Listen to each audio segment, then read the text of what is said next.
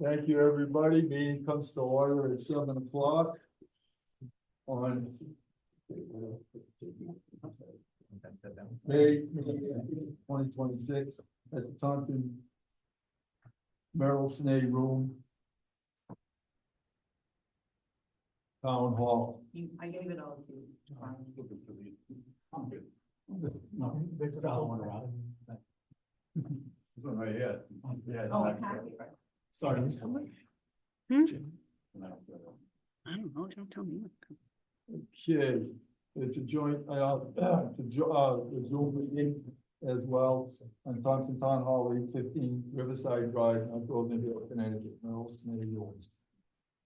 I will call to order, and I will do the pledge of allegiance to everybody stand. Pledge allegiance to the flag of the United States of America and to the republic for which it stands, one nation, under God, indivisible, with liberty and justice for all.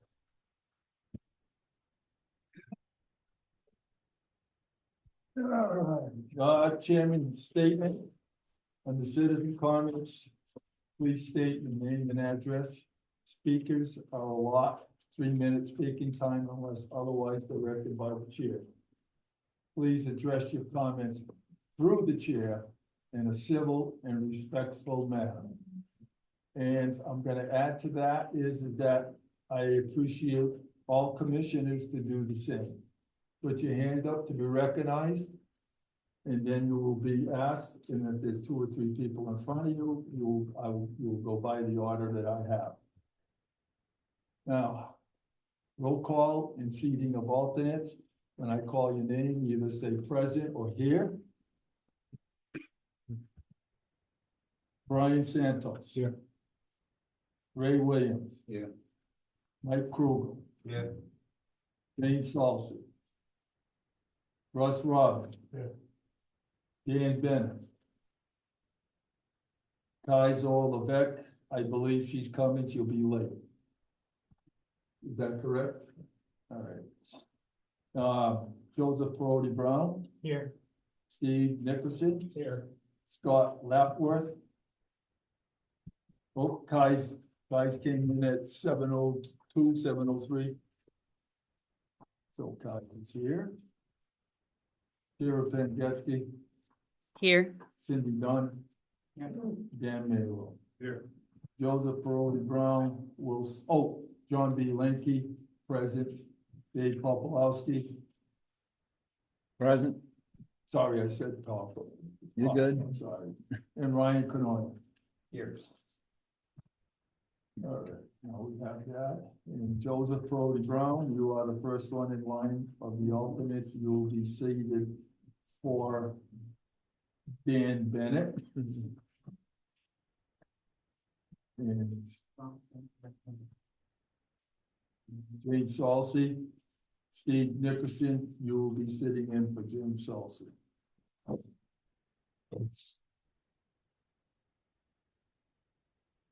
All right, now we're on to the number 3, public hearing. There's none. Discuss public hearing and possible action. There is none. Mr. Chairman, Yes, at this time, will you, address that we need to, we can take a motion to amend the agenda? well, we could do it. I was gonna do it right after a review of the minutes and then put it in. Review of the minutes. Whenever you would like, Mr. Chairman. But we will do it now, okay? We have an amendment to the agenda that was presented to me by the CEO, and it has to do with PZC 25-37, Thompson Business Park LLC, removal of earth, sand, and gravel. Motion to approve PZC special meeting March 16, 2026. Motion to approve PZ 25-37 by Joseph Brody Brown, seconded by Steve Nickerson, with the condition that 1, all existing trucks will be covered. 2, trucks will exit right south on Reardon Road. 3, the hours of operation will be 7 a.m. to 5 p.m. 4, no processing shall be permitted on Saturdays, Sundays, and holidays. 5, 1 handicap space shall be reserved for office area parking. 6, a bond is required in the amount of $10,000, amended by Dave Poplawski to require marking of conservation areas on site. Plans were accepted. After clarification of this itself, the motion carried unanimously. Mr. Chair, I move to amend tonight's agenda to include under item 11, signing of Mylars, the item PZC 25-37, Thompson Fitness Park LLC, removal of earth, sand, and ground.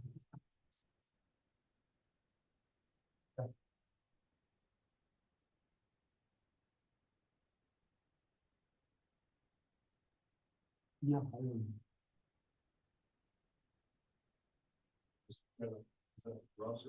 That's Russ Law.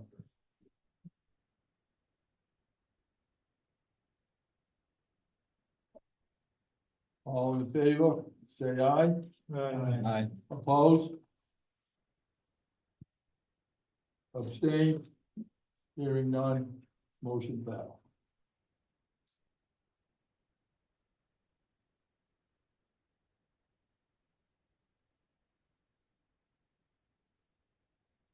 Number 5, citizen comments. If any other citizen in here, if you need to speak, you can give me your hand after the first one. So Mr. Munford, you may stand up and speak. You have 3 minutes. If you need a little bit more, just let me know. Full. Gregory Mumford, 510 East Thompson Road. Citizen here, 26 years. I've been in construction for 5 years. Started framing and builder and all the developer, still wearing the same shirts but I'm involved handling millions of dollars doing development. My contracts, my bills get paid. I keep solid relationships for over 20 years. All my work is in the local area. I have jumped from region to region. I haven't had to jump from region to region, sorry. A large scale project, 55 plus, or 100 unit development is within all my team's potential. I have relationships with local professionals, engineers, surveyors, lawyers, bankers. They are ready to go. Right now, I have a couple projects ready to review in the downtown area. And I've gotten mixed directions from the planning office and how to proceed since I acquired the note on some distressed property of 630 Riverside Drive. The conduct from the planning office has been seemingly unprofessional, telling others to slow down on my applications. It appears there is some potential favoritism on our projects in town happening. As a taxpayer, it seems to me that contractors receiving tax breaks should demonstrate they can get the job done that they have in the past and not wasted our money. The PZC board should make sure taxpayers are protected because the basic search would suggest otherwise. I asked P&Z to protect because a basic search would suggest otherwise. I asked the P&Z board to conduct this review now.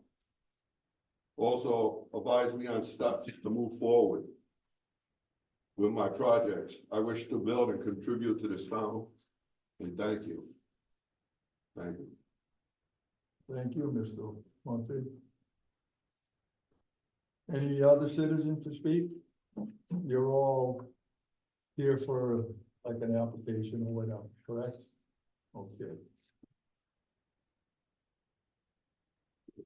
Valerie has her hand up in the Zoom room, John. Thank you. Go ahead, Valerie. Hi, Valerie Clark on road. Can you hear me okay? Yes, you can. Okay, that's good. want to say something that I've said at many meetings, maybe not the planning and zoning meeting, but certainly the selectmen's meeting multiple times. Tonight, there are two meetings in town happening at the same time. They're both addressing the same topic, and I had to make a choice about which meeting to attend. And in the past, and I've mentioned this, and maybe it was a couple decades ago, but in the past, there was a rule that commissions could not meet on the same night. And I thought that if the topic was being discussed, and I can't imagine that the person being discussed can attend both meetings at the same time either, it's just not fair to the citizens. And I would like someone to please get that reinstated where we don't have commission meetings all on the same night. Thank you. Thank you, Valerie. I will look into that with the first selectman, and we'll try to, because normally when the normal meeting would be on a Monday, since next week is Memorial Week, the meetings always get pushed up 1 week, so it just turned out that way, but going forward, we will look at that. Is that okay with you, Mr.? Yeah, I didn't realize we had competing agendas I didn't either. on the same night. I didn't either. Usually we do our absolute best to do that. So Valerie, I thank you for bringing that up, and I'll definitely look into that tomorrow morning first thing. Thank you. I appreciate that. Just one more thing based on what Mr. Lenke just said. So is tonight's meeting a regularly scheduled meeting, or is this a special meeting that you're having? Valerie, this is a regular scheduled meeting because of next week, which would have been the regular schedule, we had to change it. That's a state statute and everything, that you cannot really hold a meeting on a week of a holiday. So we have to push it up either up. Now, if the following week, the month of May ended in the middle of where June starts, we could have moved it to that Monday, which would have been the fifth Monday or something like that. We've done that in the past. I understand why you had to move the meeting to today versus the other, but the question that I have is, was that date established before January 1st, 2026? Yes, it was. Thank you. We actually did it in December of 2025 when we found out. Yeah, Mr. Chairman, Go ahead. I think she's asking, right, I don't want to speak for her, but I assume she may be asking because if it were a special meeting, we would not be able to amend the agenda. But this was part of the regularly scheduled calendar voted. Yes. At the end of 2025. Thank you, Dr. Perotti Brown. I appreciate that. You nailed it. You know, just to reiterate what Go ahead. Joe said, and what you said, we have to get that schedule into the town clerk's office around December. You voted on this schedule. Yeah. You voted on having this meeting tonight. So in the future, you just need to look A little bit see, more yeah. into the months a little bit better. Thank you. Thank you, Valerie. Any other comment? Is anybody else up in? None? Okay, we'll move on to the review of minutes. John, Yes, go ahead. can I pass on a couple of these, or? Yes, go ahead. You're welcome to do it. Can I go for the record, if you're gonna pass them out, please? I don't have one, I got 7.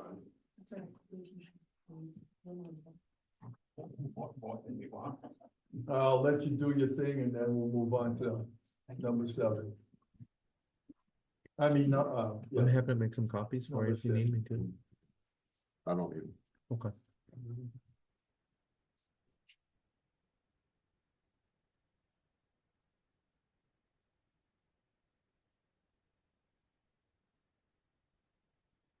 Okay, thank you again, Mr. Mumford. I do.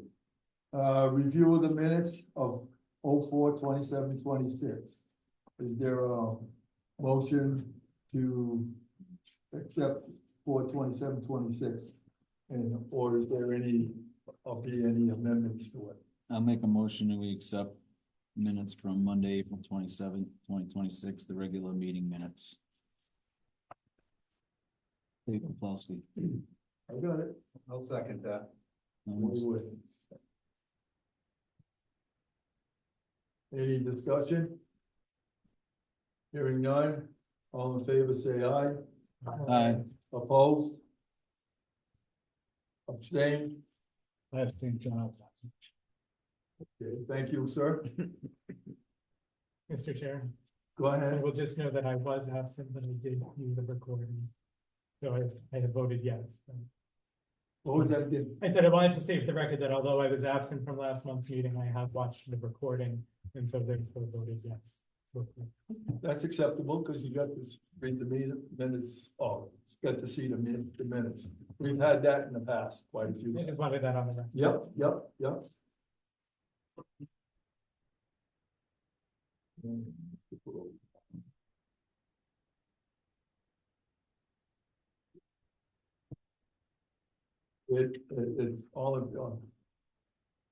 All of them said were favored, it passed. All right, we're on to number 7.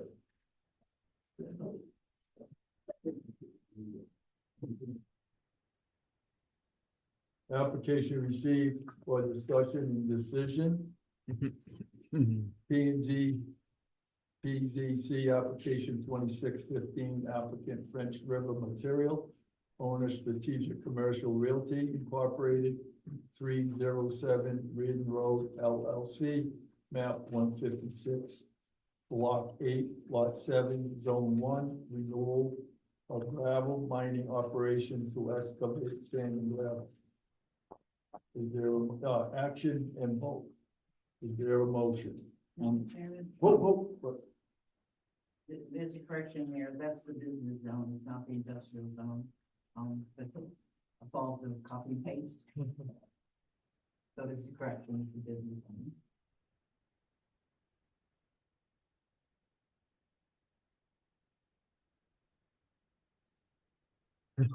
The renewal of gravel mining operation, that's the, those are the words being replaced. No. No, it's Instead of zone I, it should be. BDD. Oh, okay.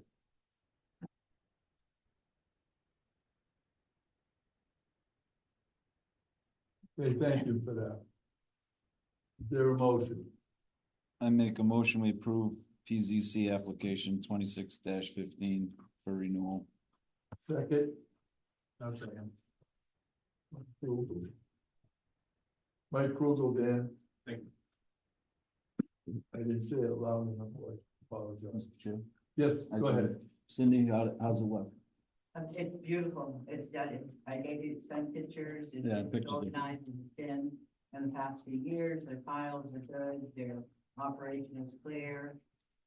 Entrance into it is good, areas marked, and I believe that your wetlands is good till 2028.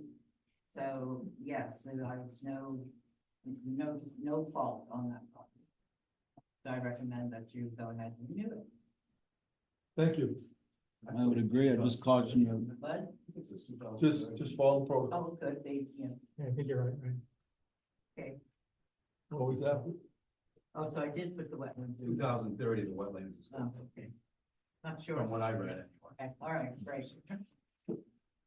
You let them know, Cindy, you're not telling them to renew anymore, right? It's up to them. Yes, they got all that better. I got that. Just want to make sure everybody knows the protocol. We're gonna put your name on top of it.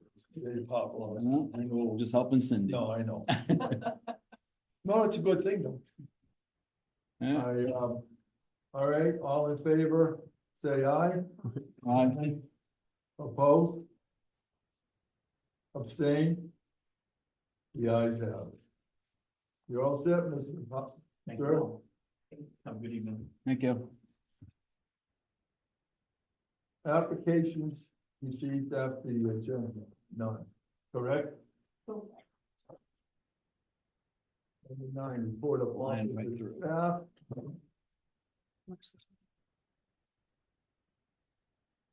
The budget, you're up. Mr. Cronin.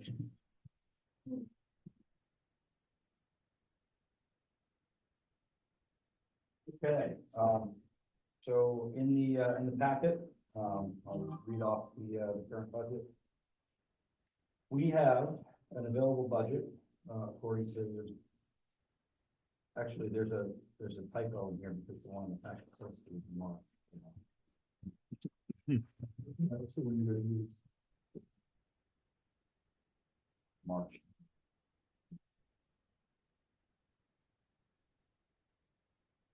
What is it, Dave?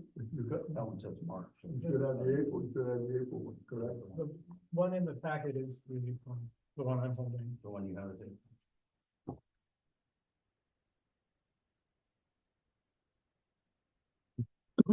Here it is, here it is, here it is. Yeah, use this one. My bad. I put it in another folder. All right.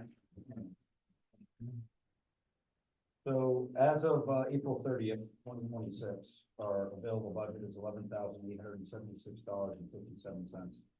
We have a percentage used of 76.2%. Spent a total of $37,969.43. Total budget available for the year, $1,846. As a reminder, this is through April 30th. And it is obviously in the middle of May, therefore, we will have a little bit less, and it looks like we will have an excess as we expected by the end. So continue to think about wish list items for how we want to allocate the remaining funds. Assuming that there are some left, they will be in the stuff last meeting. I continue to look for having a brief Q&A session with the town attorney. I thought that was a great suggestion. I believe it's down here. Yeah, I'm gonna update on that one. Oh, Yeah, so I did reach out to the town attorney, as part of our contract, no additional cost to us. He's agreed to come out, at a date of your choosing. Or be on Zoom, so whatever you guys would like, but, that's not gonna cost us anything additionally, which was kind of nice to hear.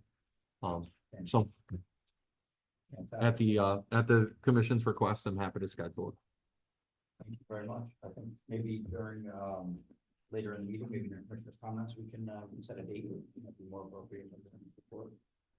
So thank you very much for that. That's all I got. If there's any other I just we got a, for the planning and zoning, request full membership payment and the federation, that was attended by us members.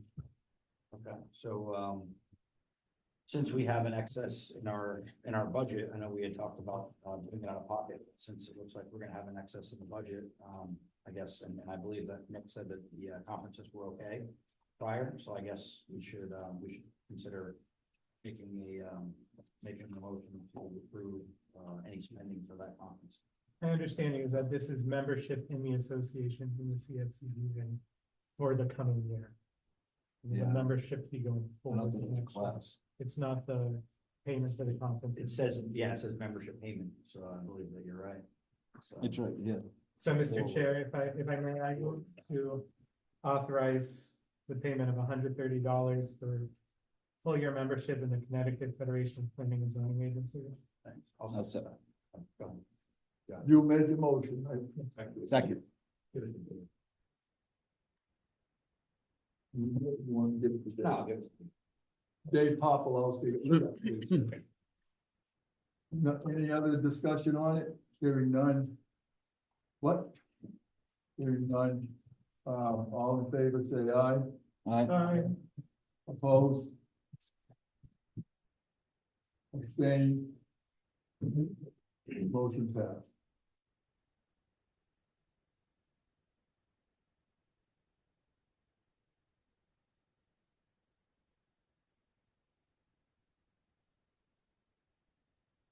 Okay, we're off to our planner. You got the seat. Well, as you know, I was out of the office last week, and it's also been a shorter period since the last meeting, so I don't have much in the way of updates. I did schedule for Wednesday, the 24th of June, a room at the library to do a public workshop on, discussing that neighborhood limited enterprise. So that is on the calendar.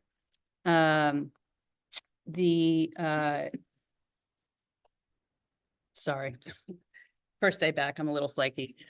John and I spoke earlier today. The Connecticut chapter of the American Planning Association event that they call Hot Topics, it's an annual one, is this Friday. I am registered.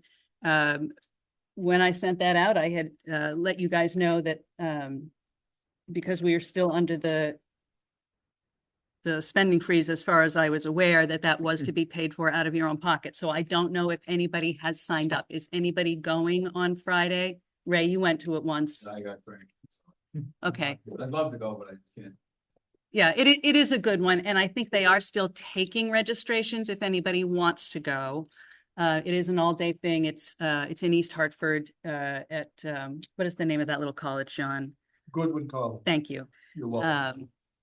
And it's just what it sounds like. It's an annual gathering of members of the Connecticut chapter of the American Planning Association, and they discuss things that have come up in the recent legislation. I'm sure they'll be talking about Public Act 25-1 again. They always do a session on ethics, and they do another breakout session as well. It's always been a good one. So if anybody does want to go and registers and wants to carpool, let me know. Other than that, we did receive notification right before I went out on vacation that we were approved for a grant through CT Deep, essentially for some green infrastructure improvements here in the downtown core. That would be some additional rain gardens at the library and school, and a bioswale up at the school, and actually a green roof here at Town Hall. I'm still finalizing the paperwork on that, but it's like off the top of my head, it was like a $350,000 award to get those. So that was a nice little bonus. We have received our PO number for reimbursements for the SIF grant. That is the $4 million related to Main Street. So I am able to submit expenses on that. Hopefully that means we'll be able to start putting bid documents out soon. Everything always moves slower than you want, but that was also good news to have one of the big grants finally shake loose. And I had passed to the gentleman on the WPCA a draft agreement for the essentially a settlement on the sewer arrears for 929 Riverside. So at some point, you guys and I have to discuss whatever you guys have reviewed about that before we make any final decisions there. So I think that's in process. No. You two gotta discuss that outside of what's going on. Very good. Thank you. Okay. Got that, Michael? And that's. Go ahead, continue. That's okay. That's really all I have, because as you know, I was out, so I'm a little, I just don't have anything major. I'm still getting caught up, so. What did you say again on the date? We got to what? Tomorrow, Thursday to sign in? You didn't check on that? That might change for me Friday. I'm not sure yet. It didn't look like there was an end date for that registration when I opened it up this afternoon. So I think you can do it right up until the day before. There was only 1 year where it got full, which was last year, because they had moved it to a venue in downtown Hartford that was much smaller than the Mark Twain House, because you guys wanted to go and we ended up getting frozen on out. the other side of 84. Yeah. At the I know Cindy and I went one time. You were there too. Yeah, I can't remember the name of the venue, but anyway, it doesn't matter. That's the only time it's ever been full. So I assume that's why they moved it now to Goodwin College. They have a larger. I'll call you. You all set?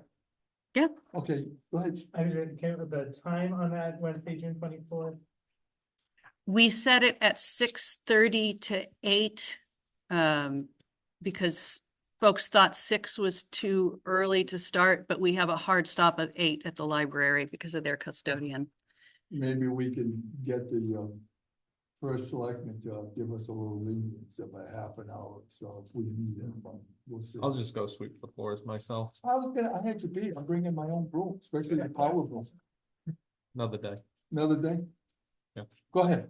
To speak, I know we're in a budget freeze, but if any of the commissioners do decide to go to that workshop, feel free to save your attendance record and your receipt. Yeah. As soon as we pass a budget in a week or a month, I'm happy to. Oh, happy to we push did that that, through. we Yeah, had to hold the vouchers. yeah, I just don't want you guys Well, to normally, think that, you know, you're gonna be out of that money. no, well, normally what we do is what we've done in the past is that when it was done once or twice and we paid. We Yeah. gave, Tara the vouchers and she held on to them, so nothing would get lost. But yeah, feel free to do that. I wouldn't want to discourage anyone from getting good training. All right, It is a good one, the hot topics, for sure. good breakfast, good coffee break, good lunch, and another coffee break in the afternoon. Can't beat it. All right, you all set now? Yes, sir. Okay, thank you. On to ZEO. The other thing I have on the report is, Rockland Material on 0 Town Farm Road, the project is finished, and the reason why I put it under my CEO report, because initially they had an application for it, but then, it got delayed, and in between time, they said, hey, it's finished. So, last Thursday, Meg and I went out, you know, wetland agent, and I went out and took pictures, and I gave you pictures tonight. Yes, I gave you pictures tonight and the report on it. And the reclamation has to follow under the old regulations. And as I stated, it's completed, the grading is completed on the site plan, and I'll pass the site plan around because it's one of the nicest site plans I've ever seen. No offense against anybody else, it's just, this is a company out of Norwich that they're using, so you can pass this around. And this is sort of what it looks like now. And the photos. No debris was left on the site. I don't know of any future plans for development. An area around pond was seeded and grass and a mixture of vegetation is surrounding and bordering the pond areas. And due to the contact reviewing the property, I have not had an opportunity to check with wetlands for their okay for reclamation. And so I recommend the bond be released after the wetlands written approval is in the record. And Madeline Smith from Lawson, here is on the Zoom, and if you have any questions of her, I'm sure she'll be happy to answer, or if you have any questions of me.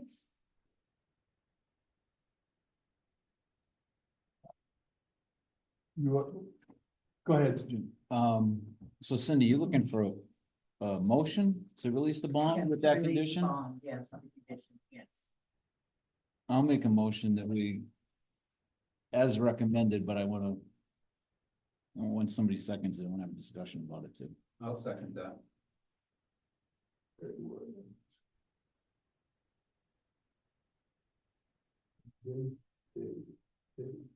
Not Dave.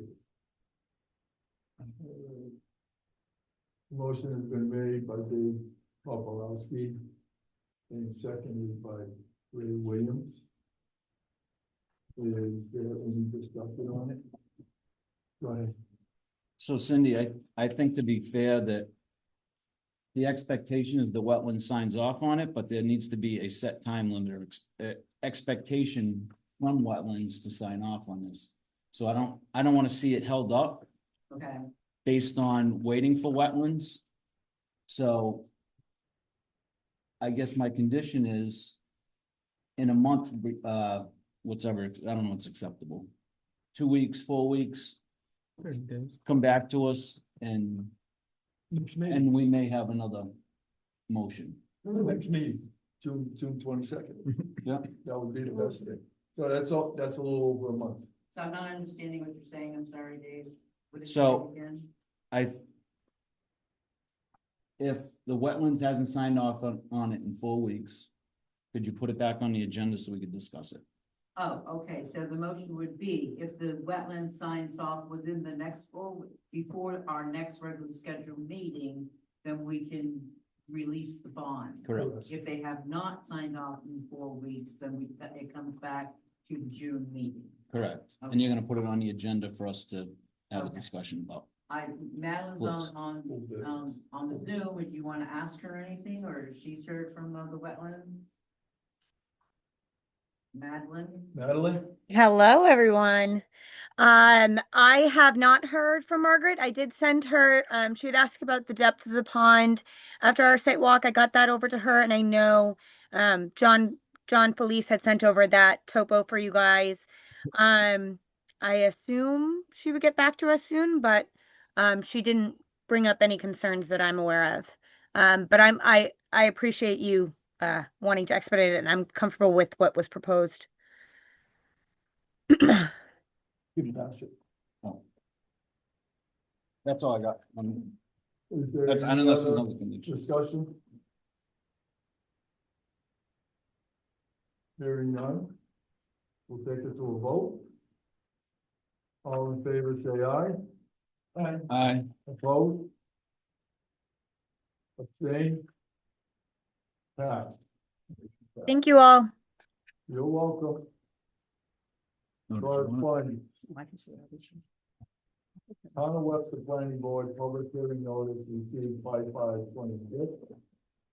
It's all in the packet, you can, I know everybody knows that, but Town of Webster Planning Board notification of decision received 5/5/26.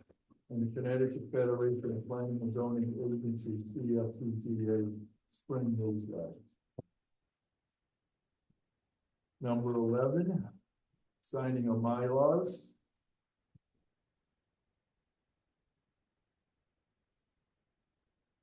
We have to, have a meeting on that. Mr. Chair, Yes, I move to authorize the chair to sign the Mylar for application 2537. second.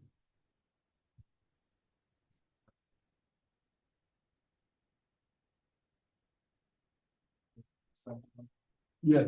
It was Brian. Oh, right. Thank you.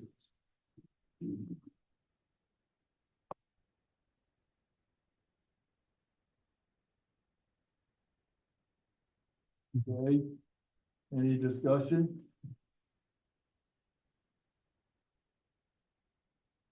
Hearing none. All in favor, say aye. Aye. Opposed? Mr. Yes. Chair, this may require a vote. Oh, I'm sorry. You're right. I'm getting ahead I of hear you, myself. I hear you. All right, this calls for a roll call vote. Sorry about that, gentlemen. All right, we'll start with you, guys, off. Yes. Ray Williams, yes. Mike Kruger, yes. Ryan Carter, yes. Dave Poplowski, yes. Brian Santos, yes. Joseph Brody Brown, yes. Steve Nickerson, yes. And John B. Linky, yes. It's unanimous. All right, thank you. Everybody, I That's want to what get that always everybody caught out. me up too. Huh? So that's what that always caught me up as well, so. All right, thank you. All right, okay, we're on to number 12, old business. A $10,000 bond received for PZC 2557 Ridge Road gravel operation. So the bond is in the record, we have a surety bond of $10,000, because you, approved the signing of the Mylar, and we signed tonight, it'll be filed, and hopefully this week, you'll pick it up, and email the, engineering firm. Is there a motion to accept the 10,000 bond received for PZC 2557? Make the motion to accept the bond, 2557. I'll second it. Okay, go ahead, Kaisor. Any discussion?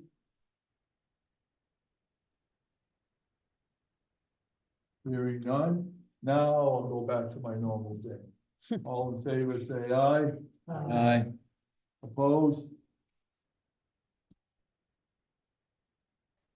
No, anybody opposed? None, hearing none. How about abstain? Hearing none, passed. Okay, Rossin Construction discussion of gravel operation at 0 Quad at Town Farm Road. I'm sorry, Mr. Yes, Chair, I have a question. It's Cindy. This is the same application That's the Mylar we just authorized the signature. Yes, it is. Okay, so the numbers are not the same in the Okay. agenda and the report. I just want to make sure that that's clear. 2537. Okay, That's what I thought it was. thank you. 2537. Yeah, 2537. Yep. There's some, Thank you very much. there's a for that. typo on the agenda. Yes.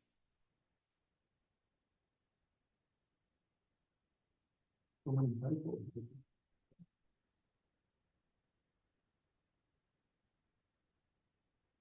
Boston Construction, discussion of gravel operation in Zero Quarter Town Farm. You want me to read my report, John? Yes, please. Okay. Gary is here tonight to continue the discussion on this, but, I've been asked to issue a cease and desist order for any gravel operation on the property until Gary can approve gravel operation permit. Gary did come in and fill an application, but put the application on hold until we have a discussion with the commission concerning his activities on the property. He is looking for direction on his operation and relationship to gravel operation regulations. Gary is aware that the commission cannot approve a special permit for the gravel operation until any activities on the property is approved by wetlands. And I will let, you have a report, That was the the report. wetlands, violation report. And then a report from, the chairman who got involved, chairman of wetlands who got involved in this. And I will let Gary, and you, if you want to read the report, that's up to you, it's your decision. Gary talk, you read the reports, however you want to handle it, this is my report.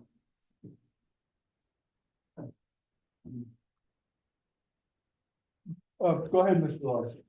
Gary Dawson, 3 Logie Road. Want to go by the owl, Gary? So, My, interpretation of your zoning rules is, I guess incorrect.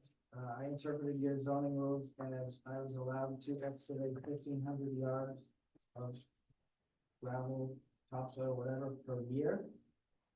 And as far as processing the material that's on site, I put up a screening processing plant back in 2022, when I had a subdivision. I was under the interpretation that the subdivision was good for 5 years, which puts me into 2027. The locals, wetlands officer decided to ride down there and take pictures and report me in violation to the zoning board.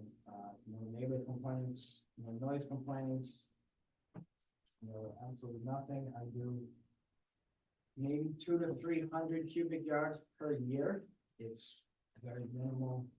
It's just, we have a campground, we do southwest gravel, I do some stone, do some sand for the beaches on the road. At this point, nothing's being removed from the property, nothing's, everything that's there is being used on the property. No, I don't sell anything, I don't. So when Cindy called me and said I was in violation, after this town hall out there to walk around and do an inspection, we measured with a tape measure to the nearest wetlands, which was 300 feet. So I'm in compliance with that, I thought. So I said, okay, if you want a special permit for me to do this correctly, I have no problem with that. I came in to Cindy, I filled out the application, I paid the 300 and whatever it was, $400. I told her a check. She looked at me with a grin and said, "There's one more stipulation. You have to go into the wetlands department," which I do not get along with the wetlands department. So I walked from here around the corner. I went in there and I asked Margaret, I said, "What do I need to get a special permit for gravel?" And she went off on me and said, "You need to have the entire 60 acres wetlands delineated. You need to hire a surveyor and have every flag put on a survey. You need to hire an engineer to draw me a site plan for the entire 60 acres when I'm using an acre and a half. I called it 2 on the plan. I don't even know if it's that. I had several people from this office come out to the property. We held a tape measure. 300 feet away from the nearest wetlands, which is a brook that is about 6 inches wide. It has water in it. 6 months a year. And she still wants me to spend $20,000 to get this wetland flag crazy thing done for her, because we've had several not so good instances between the two of us. She's trespassed on my property several times. Last summer, she came down on the property. She did another site visit for actually Bob Mooney, and we kind of got into a little argument because these lots on the lake are lease lots that my family owns. Mr. Mooney was putting up a house. The lot's 5,000 square feet. So I allowed Mr. Mooney to have access to his beach across the next lot over. And she flipped out and wrote everybody up and went absolutely nuts. The next day, she came down unannounced, sat there for an hour, took pictures around the whole property, wrote me up again for a 2022 house I put up. There was a pile of dirt that she went back on a satellite video from 2022, brought it to the Wetlands Commission, wrote me up, told me I had to hire a lawyer because I put dirt from a house lot on the next lot from like maybe 10 feet away, and it was incorrect on the site plan. I took the site plan, I brought it to the town hall at the time. It was the other person, Amy. Amy. I said, Amy, here's the site plan from 2022. I don't know why we're going back 3 years on a plan when she wasn't even the wetlands director. It showed the pile of dirt on that property, and she said, I will have her apologize immediately. That was last July. It never happened. Ever since, she's been targeting me, coming after me, making me jump through crazy hoops. So I don't know. That's where I'm at with the girl. She's the one that turned me in. I don't know how often she writes up people for zoning violations when she's the wetland officer. I'm guessing it doesn't happen very often. She's seriously targeting me, but I've gone to the higher ups at the town hall. All I get out of them is, we're gonna try and bridge the gap between the two of you. And then now she wants me to spend $20,000 per day, 200 yards of gravel per year. So I don't know what to. You just said earlier, the permit you had and everything to do what you were doing expires when? I believe the subdivision permit is good for 5 years, if I'm. Is that correct, Cindy? Yeah, 5 years. Yeah, well, that would be, So you end of got it, 22 or the beginning of 23, it could be, well, right, it comes down to how close it is. but I'm still not. And you're talking about when this pile of dirt was put from this house to this property in what, 2020 or, I mean, 2022? 2022, yeah, and then we did dig some out of the bank on the same property during the subdivision to process some stone for around the foundation and some sand for the beach and stuff like that, yeah. The subdivision, Go ahead. the subdivision, application is good for 27 and 28, you're saying?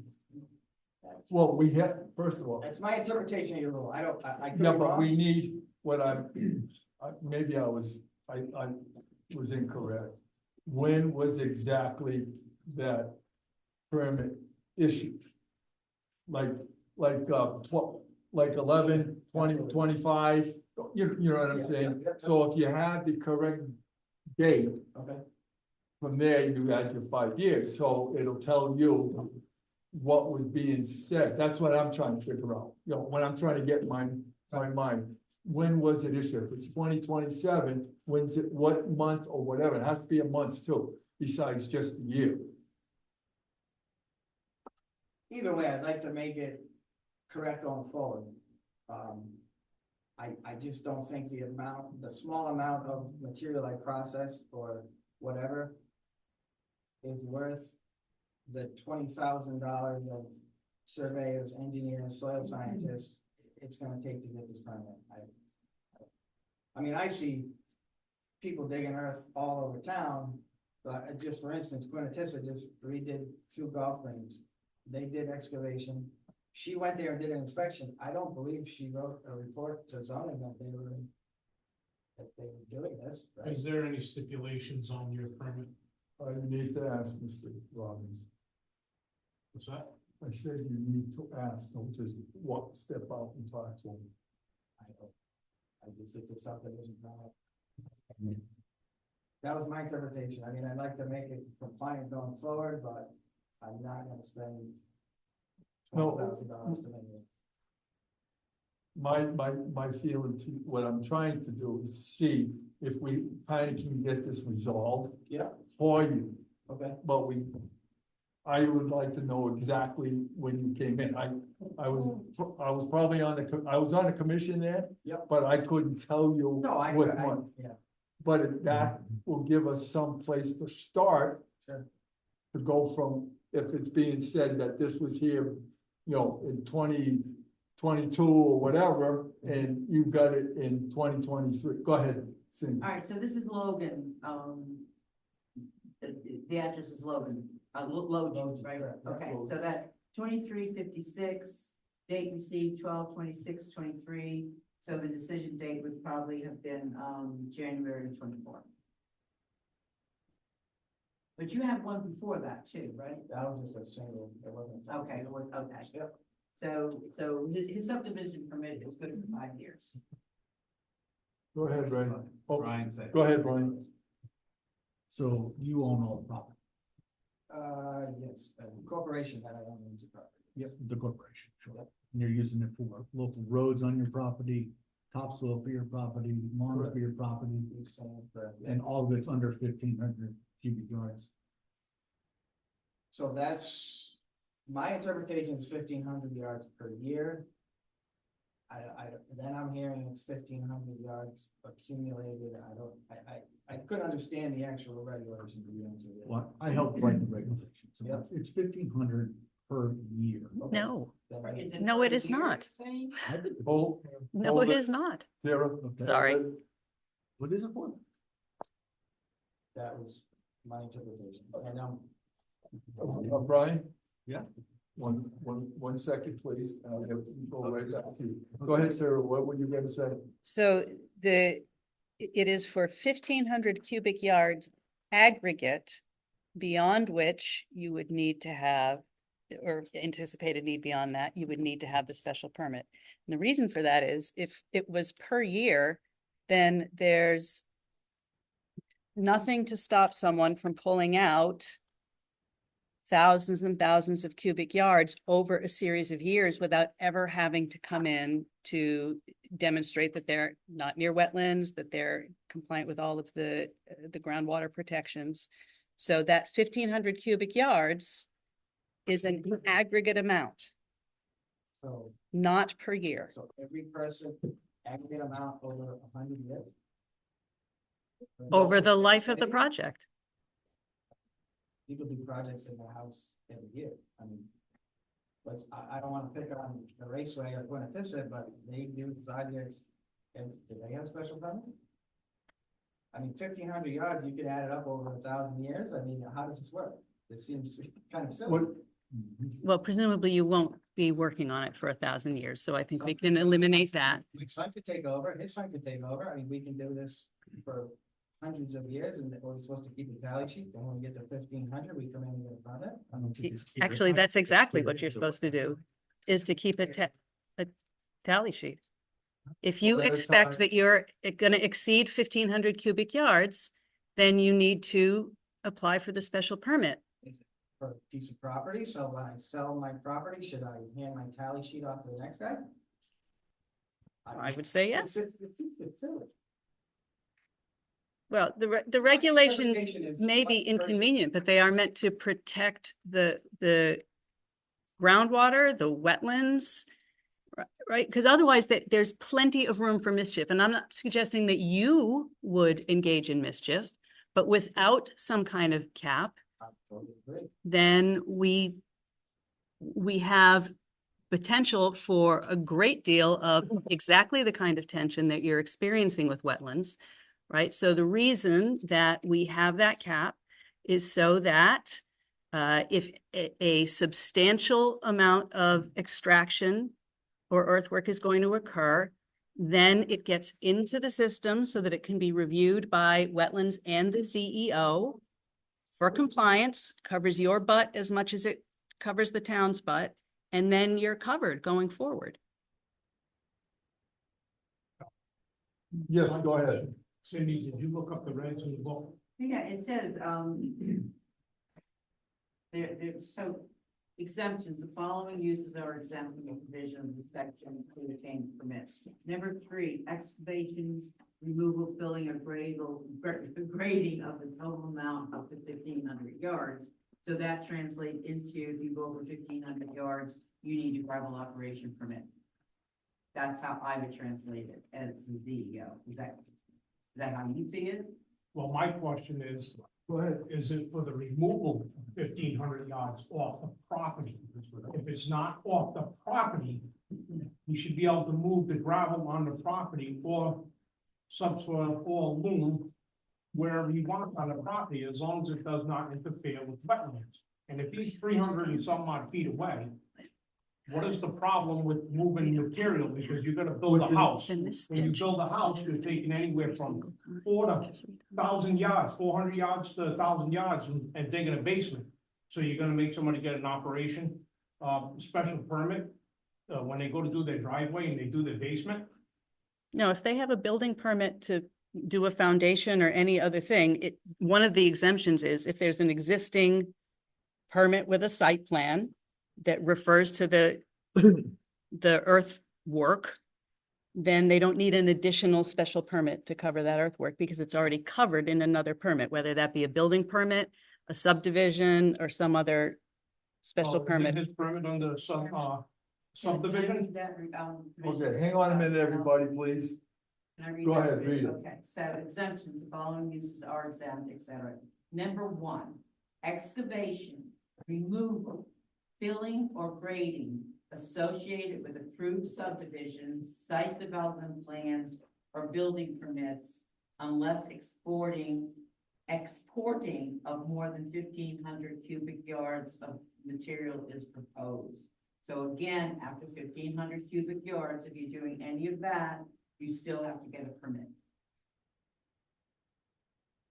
If he's exporting it from that piece of property to one of the subdivision lots, are you saying that, and goes over 1,500 cubic yards, are you saying Hang on. he has to get a gravel operation permit? You're about to force one, but. Yeah, that's okay. Okay, my question to this, which from you goes back to Russell, like he just said, if he's taking material from this piece of, everything he's got, he owns is right there.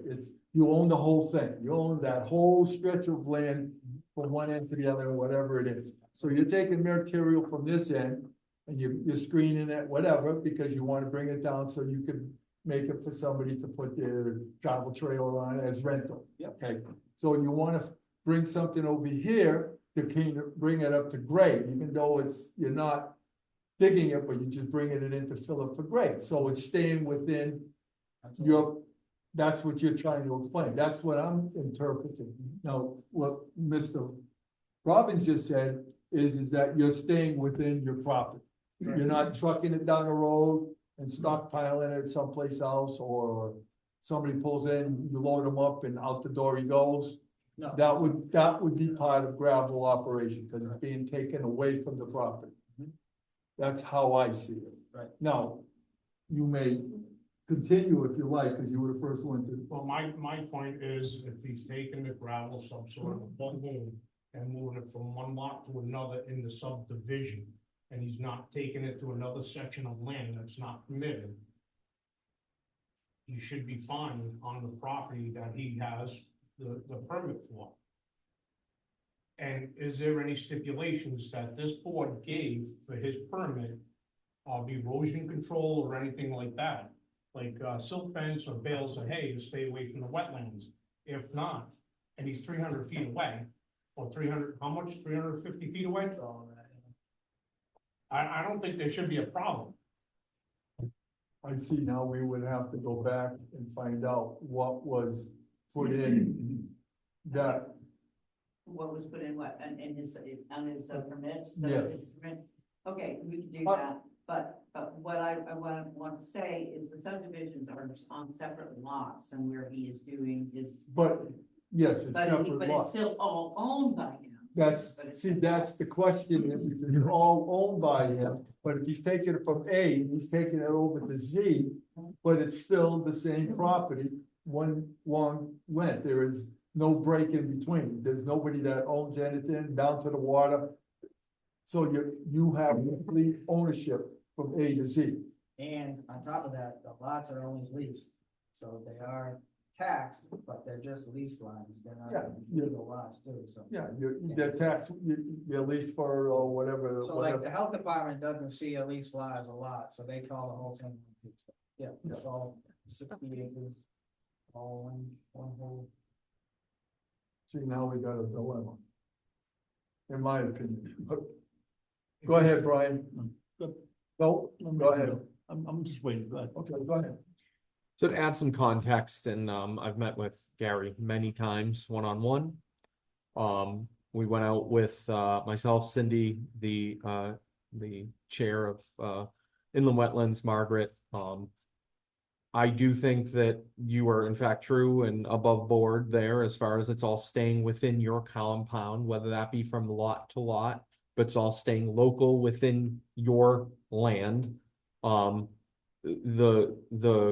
gravel mining operation, what we'll call it, which is a screen plant with 4 or 5 different belts and a crusher, has been there for a fair amount of time.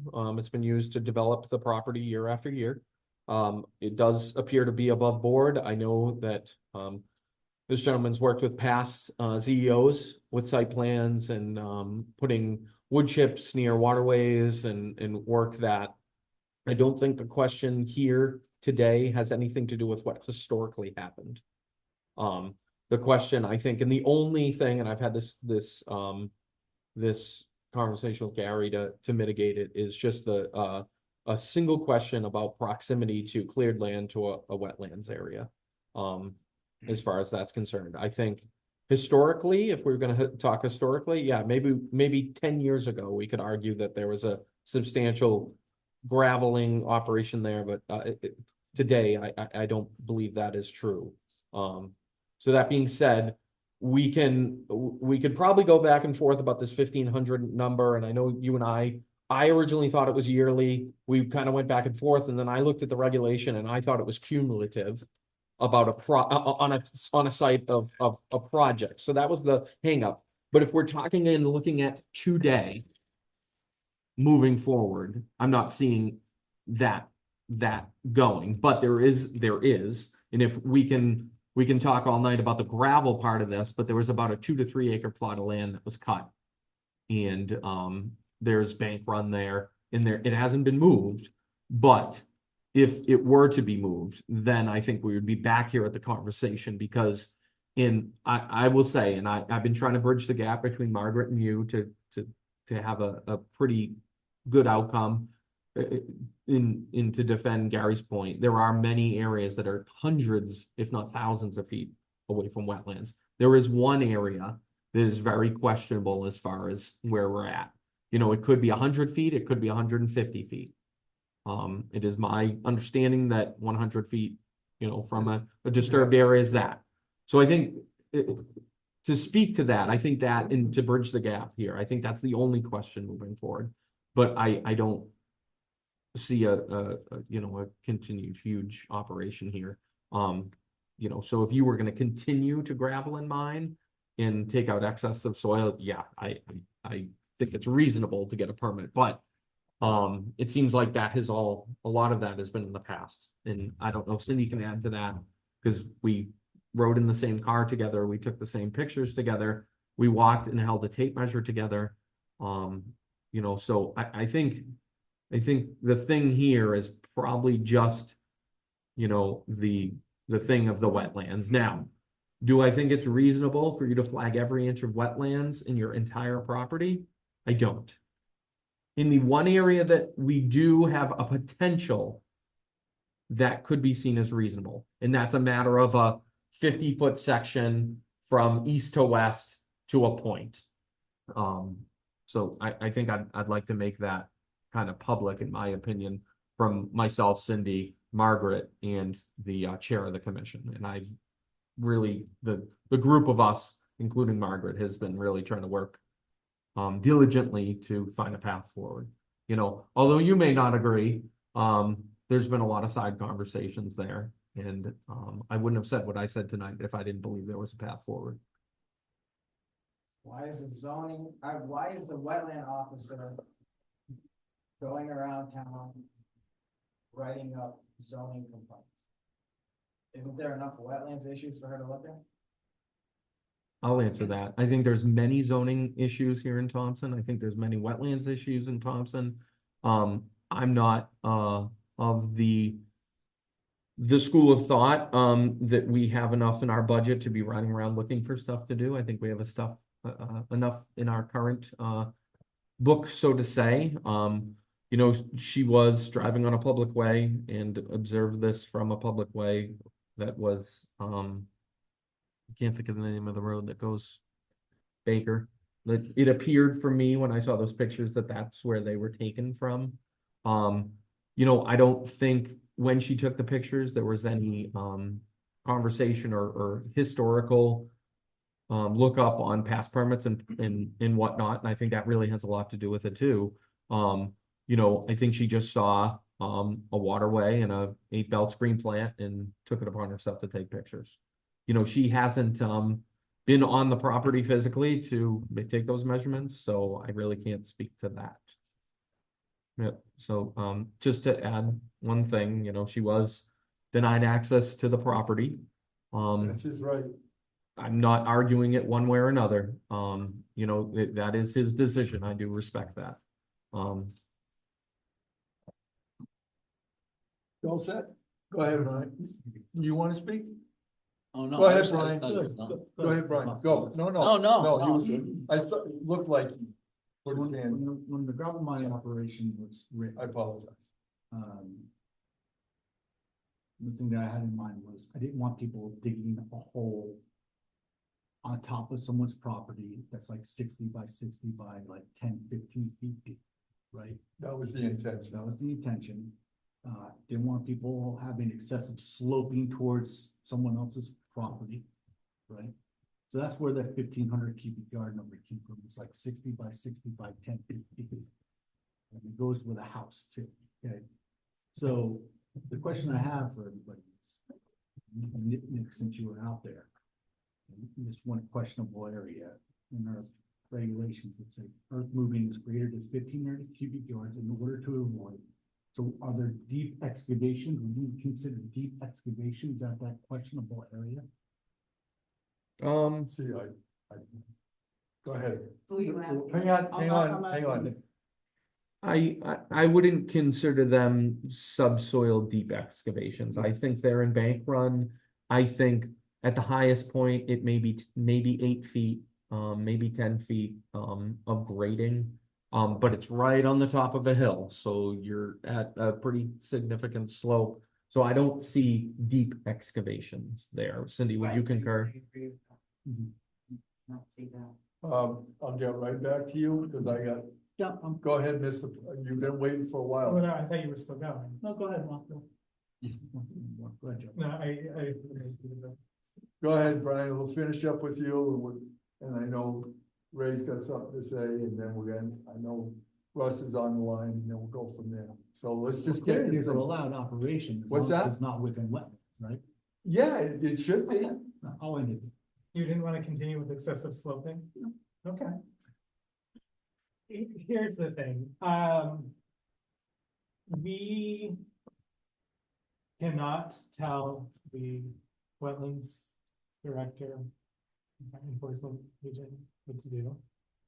We cannot tell the inland wetland commission what they can do, nor vice versa. However, I think when serious concerns about zoning issues have been raised by that staff member and that commission, it is incumbent upon us as the zoning commission to, through what is written in our current regulations, act in accordance with our current regulations. The current regulations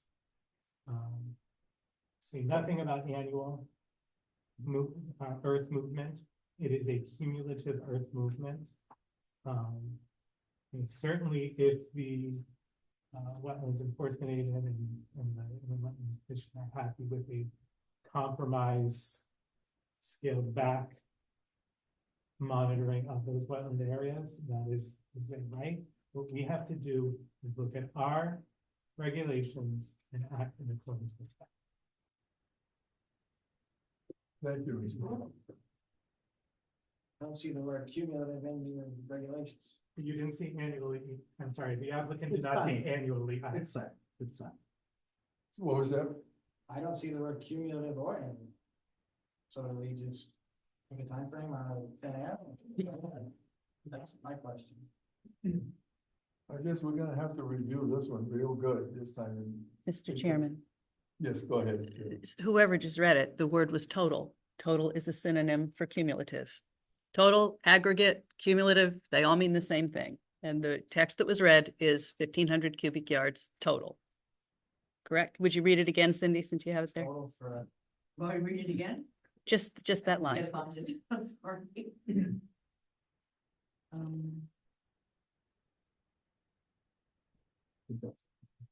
What's that? Okay. get to- Excavation, removal, filling, or grading of a total amount up to 1,500 cubic yards. That's the statement. Again, number one, exemptions. Excavation, removal, filling, or grading associated with approved subdivisions, site development plans, or building permits, unless exporting of more than 1,500 cubic yards of material is proposed. Go ahead. I Go mean, ahead. no, that's, The only reason I'm supporting the yearly is because the renewed yearly. I can't hear you, Brian. The only reason I'm saying yearly when this was drafted is because the permits renewed Every year. yearly. And there's a calculation done for fees on a yearly basis. Yes, but if they go over 1,500 cubic yards, they're supposed to be keeping track when they renew their permit, then we charge them the 0.09 cents annually over the 1,500 cubic yards. Well, up to, you know, they still get charged 9 cents for 1,500. Go ahead, Joseph. But if they have never applied for a permit, they don't need to renew annually. So there is no, True. there is no, No, you can't restrict it. so, yeah, so then the 1,500 becomes meaningless. Meaningless. Without understanding it as a total cumulative, Correct. it is a meaningless. so then when everybody in town comes to get a permit, I'll be back. I don't know, what it was like, this doesn't make any sense. Go ahead, Mike. Thank you. What is the definition of removal?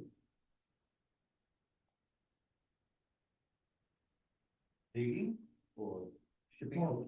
Removal, yeah, you can cover multiple digging. We don't have a definition of removal in our regulations. Go ahead, Joseph.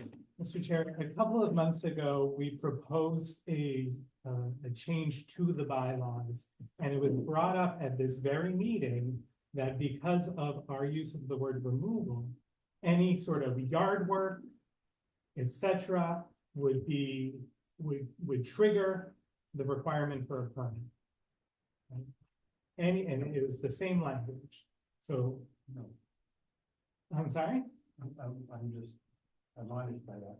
I must have missed that one. Right, and we pulled it out of our changes in the annual review because of concerns raised to this commission by citizens that the trigger was too draconian. And it's the same exact language. So removal is removal. You're moving earth. Earth is earth, right? Yeah. Go ahead, Steve. Then it's you, Ray. So I guess my question is if we're looking at 1,500 yards in total for a, we'll call it a project, what is the start date of the project? Because it would have to have a start date if you're looking to tally things up to 1,500 yards. So that's the first question that I have. Is there a start date? And then what are the expectations of the planning board for a tally sheet?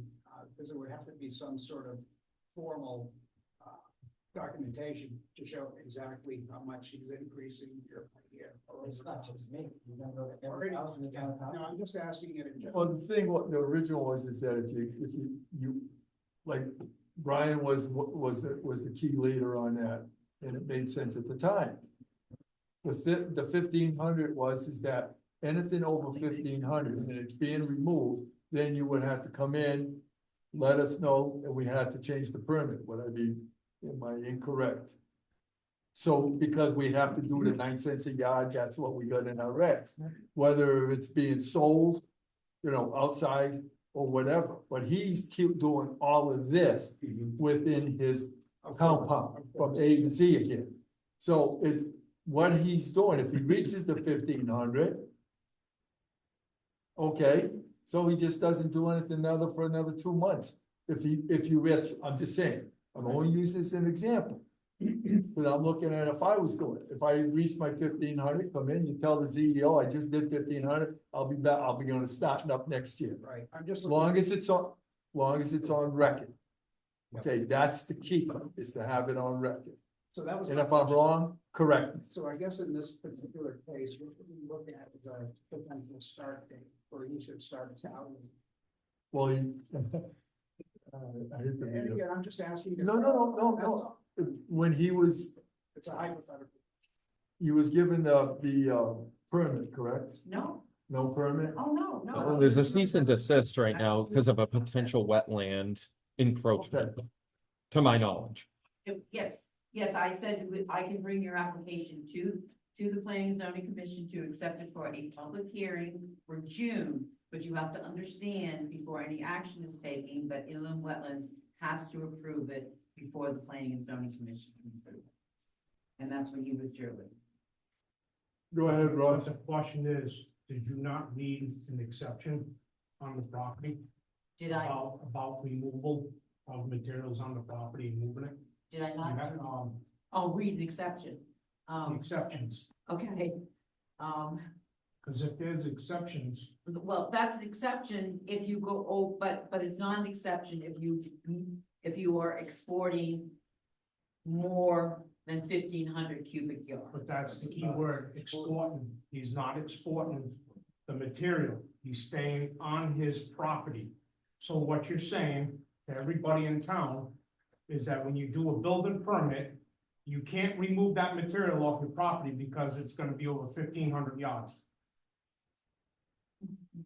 But then you go on to the next one, because number 2 is about agriculture, so that's why I haven't read number 2, but number 3, for the exceptions, is excavation, removal, filling, or grading of a total amount up to 1,500 cubic yards. That's where it says removal.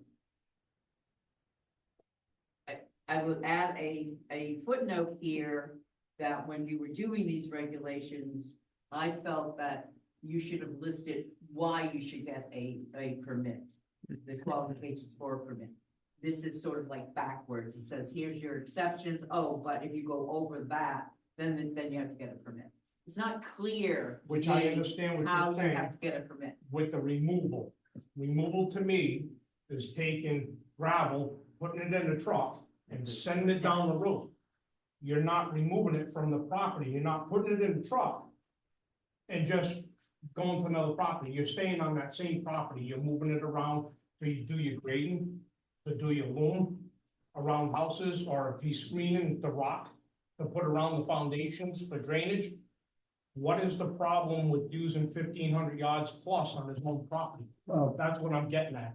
There's exceptions for it. you are correct, but the property he's got is only for people to bring in their trailer, so what he's doing is It's leased property. it's leased. It's leased property. He still owns it, and if he still owns it, he's Correct. upgrading certain areas to make sure that the roads are not washed out And the if property itself If is the up. to wetlands that. are gonna have issues, I'd suggest putting up a silt fence around certain sections of the property. You're just keeping it within your boundaries. Go ahead, Ray. Now, you lease out not just the campground, you got all of the roads, all the other roads. So he's not just maintaining the campground, he's maintaining all them other roads. Because they're What, private there's roads. what, 100 houses down there? I'm talking, just guessing. No, I think there's like 40 leases. Okay, but there's a lot of different roads down there, and he's not taking I agree with you with the removal, he's not removing it off his property, he's bringing it from here to make this part better. You know, So when he rents that. Well, then piece the of town would property- have to get a permit to fix gravel roads when they bring in gravel to fix the roads that are worn up. Yeah, but no, he's maintaining it. The town has. But nothing you're to do- misunderstanding what Oh, I'm I'm saying. sorry. If the town has private roads that they have to maintain, is the town getting a permit to mine this stuff to bring it to those roads to maintain the roads? Good point. We buy our So aggregate. he's taking But- his material to fix his private road, Who has the what permit? is the problem? I'm here. Is the material being washed off the property into the wetlands? No. Any signs of it? No, 5 feet away. no, There's nothing? no. Where he is as a screen plant, I think it's very well contained. I think it's very well sloped. It's surrounded by quite literally a grass fairway that's 1,000 feet from the lake. Yeah.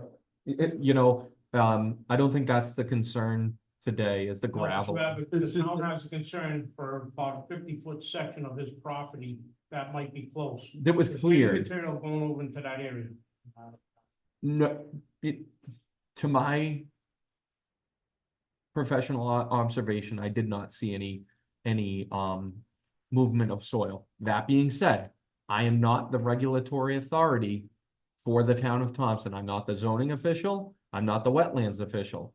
The wetlands official was denied access, so no one can confirm. Which I understand that, but the average person can tell if there's erosion. So my average opinion would say there was no erosion. If we gotta stay on this subject a little longer, we have to come to a conclusion, but I think in all fairness to you, Gavin, all right? I would like to meet with you, and I want you to show me all what we're discussing. Absolutely. Because I was never invited to go down, okay, number one. And I've been, just like Mr. Robbins here, who works construction, he's putting in subdivisions all over Mass, and I know what, and I've done it too, and I'm not BSing you. Okay, and I worked on a lot of places where there's wetlands for the state, DEP and everything. So I would like to see this myself, to get my conclusion of what is right, wrong, or indifferent. If that's okay with you, but I'll give you my phone number, I'm around, and what's the best time to meet?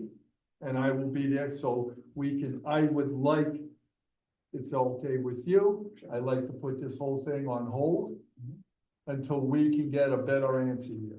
Absolutely. Excuse me, Yes, John. yes, Oh, go ahead, let him speak. Are you asking Mr. Rawson here for permission to enter his property? correct. Okay, we need to put that on record that I'm asking for permission to enter your property. Well, hold on. I'd like to write something up and start to sign. Yeah. Because I would like to go with the. He's gotta come in. I understand that, but he still has to ask, because if he puts his opinion to this board, he needs to be able to say, I have permission to enter the property, not just walked in on the property. He had permission. No, I don't wanna walk in on a Friday, that's I what I will just write said. it up for John, and Barry will come and sign it. Absolutely. That was one of the things that was in that meeting I sat in Plainfield about, where whatever the commissioners go to, what property or whatever they're looking at as a site walk. Call it a site walk. This is actually what it's gonna be for me. So I can see what has transpired of us talking here tonight. I wanna see it myself. Okay, that's why I was asking for permission. I'm just not gonna walk in. I'm not gonna do that to you. So the only reason I denied the wetland agent access, just so you all know, she came down there unannounced. she started taking pictures. She went back 2 years in time when she wasn't even a wetland agent in Thompson. A house I built that had all the approvals, that somebody had lived in for 2 years and decided to go back 2 or 3 years in time and a satellite picture and look at a pile of dirt. So I denied her access because she's after me for some reason. I don't know what I did to her, but anyway, I said, if she comes down to my property and starts satellite imaging the whole place, 80 acres, and I don't know what else she's gonna pull out of her hat. Go If ahead, you can finish keep with- down the wetlands commission issues, I'd appreciate it, because first of all, you're here with this commission, you're not here because of the wetlands. You're here at this commission. Bring up this commission's issues and only this commission's issues. I'd appreciate that. Okay. I'm not sticking up for the wetlands, I'm not- but we don't need to keep hashing that issue. That- John's asking for permission, you give him permission, he goes to the site, he does it with whoever else. And then, and it's like me, First selectman, what I see, you know, I'll take notes for myself, so I can bring it back to this commission, so we can go forward to see what it's gonna take. Okay. Okay, that, right now, the way I'm feeling about it, we're just dancing here tonight, you know, and I'm getting tired of the song. Don't get me wrong, I'm not trying, but it's just that I think this is the best way to do it. Absolutely, And- anytime. Go ahead, Cindy. Well, you have a question about? No, I was gonna say, I wanted the zoning enforcement officer to speak, and then I wanted to. Thank you. So do I write, I have been told to write a cease and desist. Yes, I've not done it. Do I still write up a cease and desist? I wouldn't do that, I No. would wait till. Because- the sidewalk. Next meeting. he's, Okay, there's no sense of putting it, giving them it right now, because we still have to. You know, you might as well just hold off until this gets settled, you'd be better off. Because once you get that cease and desist, it doesn't look good, okay? We're trying to be fair, I get it. I understand. you know, Yeah, I so appreciate it. just give me, like I said, after this meeting, if you stay around, I'll give you my phone number and everything, and we'll get together what is the best day, the best time.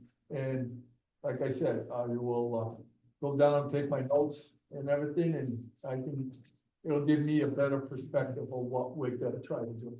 Okay. So, Chair, Yes, go ahead. if you would like, I can go get him your contact information now. That way he doesn't have to sit here for another 2 hours or an hour. yeah, I can go in the office. and Don't get say it. that. Mr. Just go. Or, no, I'm being Oh, respectful. no. Yeah, You do you can mind go if I do that? Yeah, go Okay. ahead. No, I can do it right here. Mr. Chair, Alright, let's move on. I move that we place this, as an agenda item on our next month's agenda. I'll second that.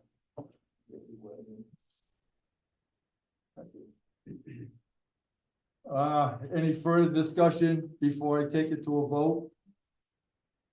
Hearing none. All in favor, say aye. Aye. Opposed? Abstain? Hearing none? Done deal, passed. So, this probably, you'll get, Cindy will send you a letter to let you know when I sit down with her, and we'll go from there, and we can, it'll be better that. Thank you. Oh, I Thank- know, tomorrow, that's the phone. Thank you, Mr. Ross.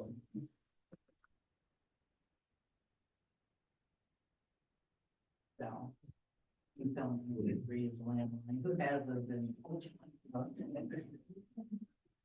Did you give him a landline or a cell phone? No, I gave both. Oh, I was gonna say. We all set here, people? Okay, we go to number C. Discussion of bylaws. You're up, Dave. This I is from gave like, you mine. You I know, you I got it proposed right. a new one. No, took yours and just made it, did you get it? Did you get the new one? Mr. Chairman, Yes, you passed something out and I need it for the record. I did not get a copy. what's that? You passed something out. That'll come under commissioner comments. Oh, okay. That has nothing to do with Okay. the bylaw. Okay. This is just that. What you had, I hope I got enough. You guys, Sharon.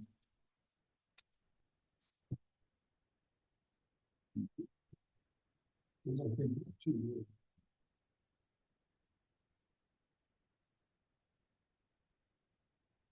Right, here's a couple more. It's second, it'll be second page. Cindy, you need one? Oh, I need one of those, yeah. No, Did the same thing that I'm doing. He just gave me the visual. you do you have one?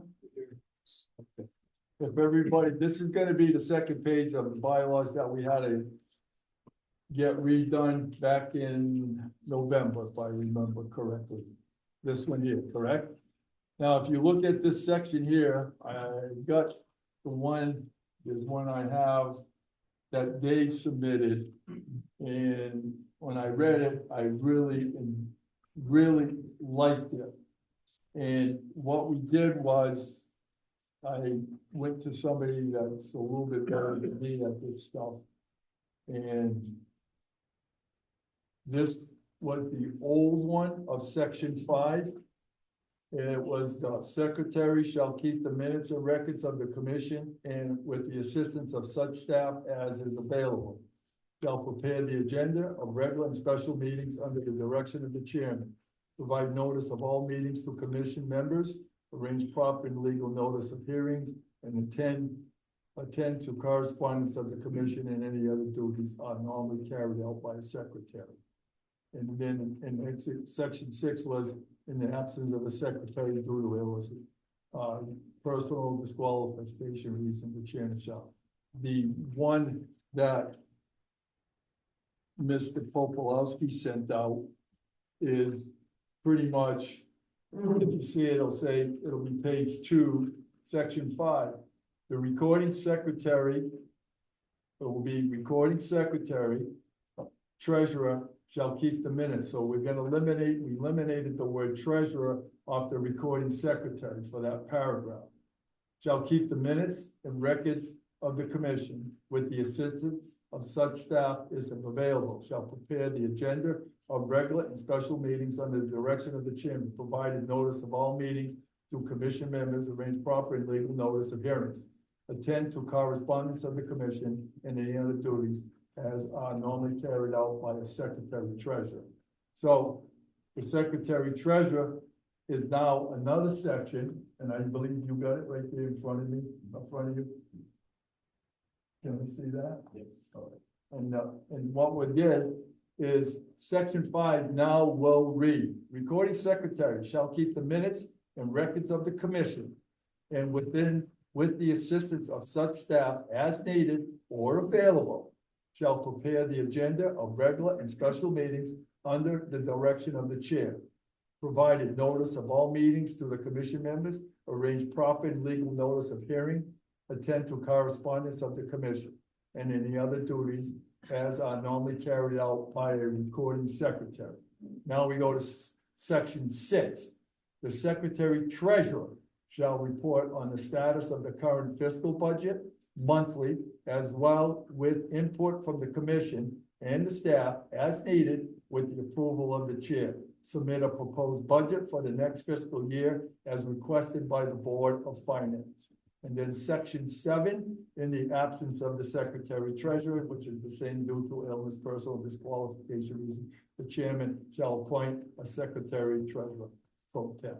That was 5 and 6 was pretty much made up by you, Mr. Poplar. The only thing was this sentence right here, shall prepare the agenda of regular meeting and special meetings under the direction of the chair. That was the only added to it. Same thing with number 6. So it's up to you. Well, 6.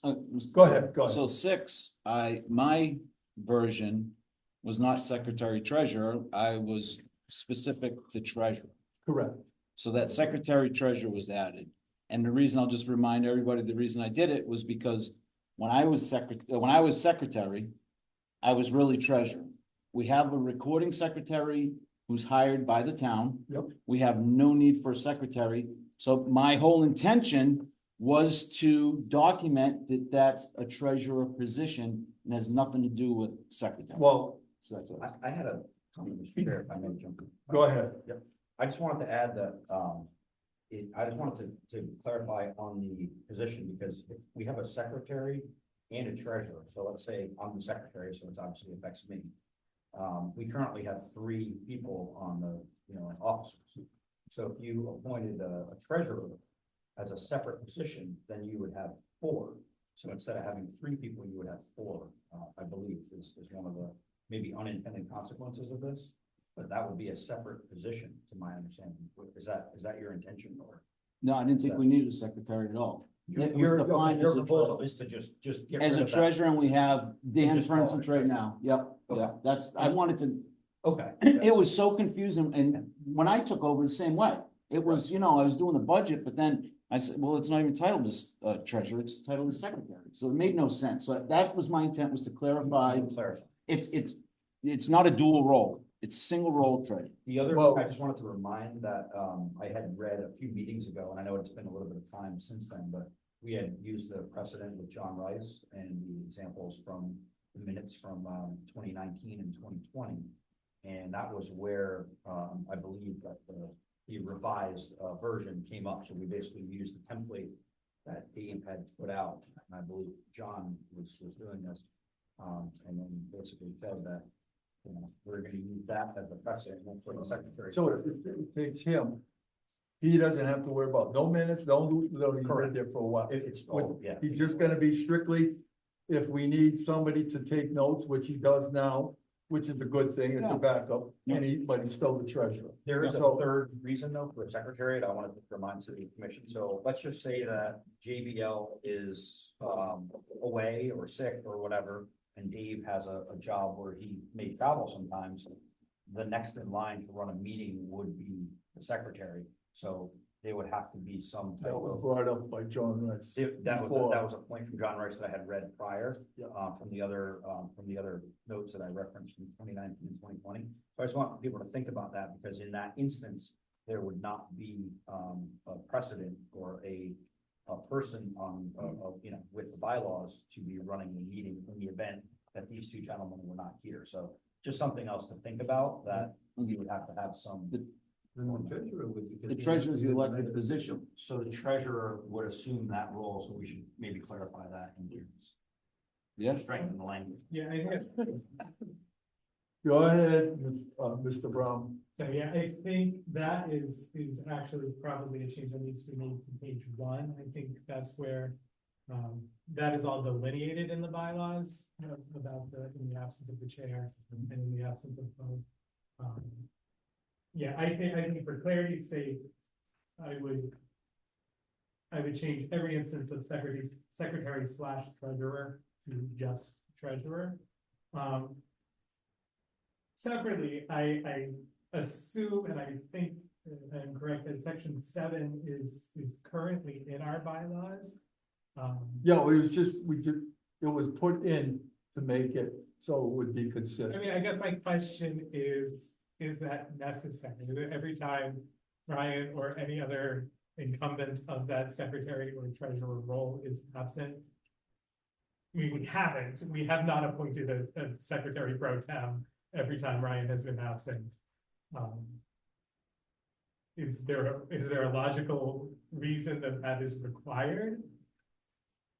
It I'm not was- sure. it was, it was one of those that has been followed as long as I can remember, when you and I got on, that's how it was.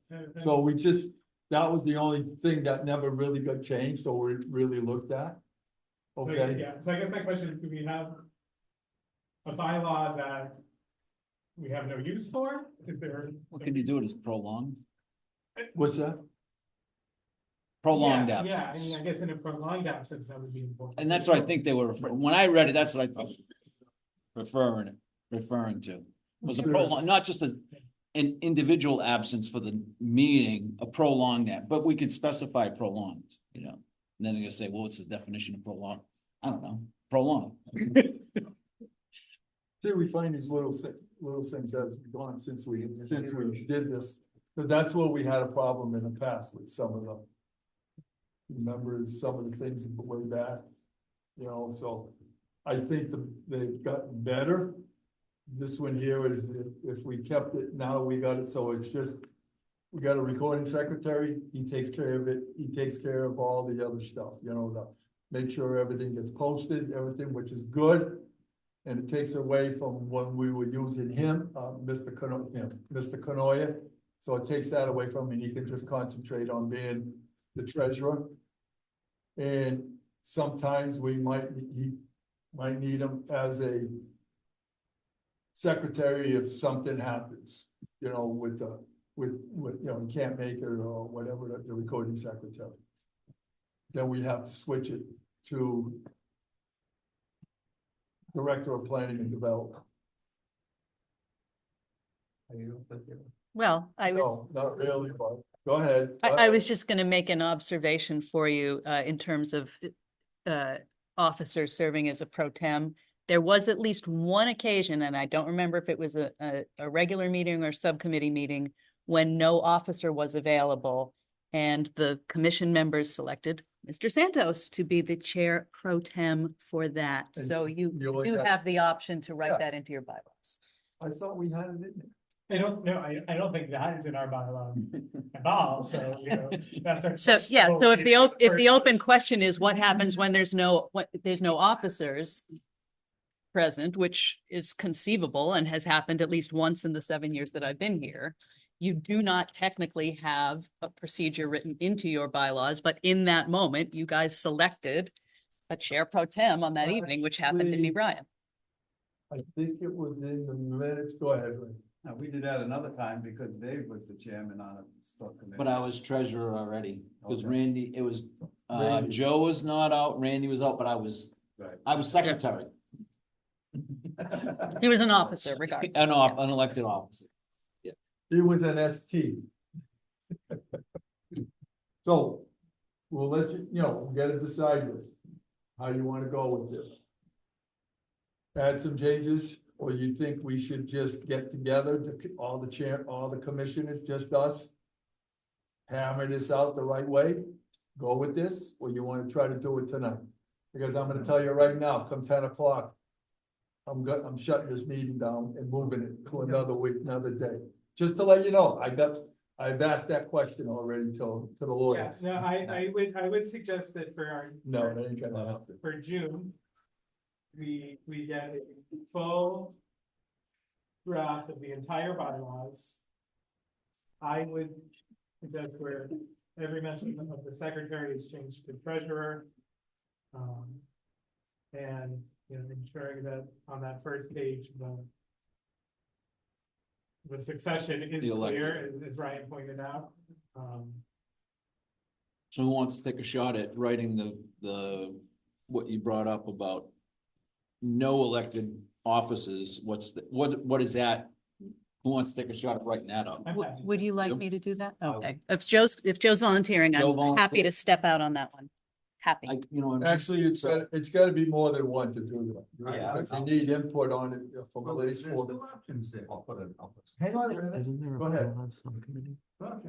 You either put into the minutes that an official, a representative would be elected to run the meeting, or you go by the next senior commission. What's the thinking? Those are the Yeah, other that two makes options. sense. Yeah.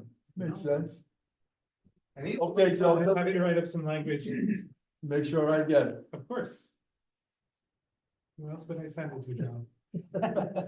Yes, Cindy. Can someone make sure that I have it before the? You will get it after I so get it. That I can put it in the packet? Cindy, Thank you. you will get it after I get it, and Joe and I discuss it, we might have a little bit of discussion on it, which will be normal. You wanna be in on it too, Mr. Santos? How about you? Trust me. No, Okay. you got mine. I know, you did a good job with that, I really liked it, to be honest with you. Okay, anybody else here? Brian, No, I'm fine with it. you all set with that, Happy. Mr. Robin? Yep. With, Joe, and, okay, got down the line, okay, we're gonna head to the next thing, let's move on here. New business. So you and I, once we write this up, a motion has to be made that this will be moved to June 22nd. I move that that a vote on the bylaws be taken at the June meeting. Second. With it all put together. Yeah, with Complete all- language you. provided to the commission beforehand. Thank you.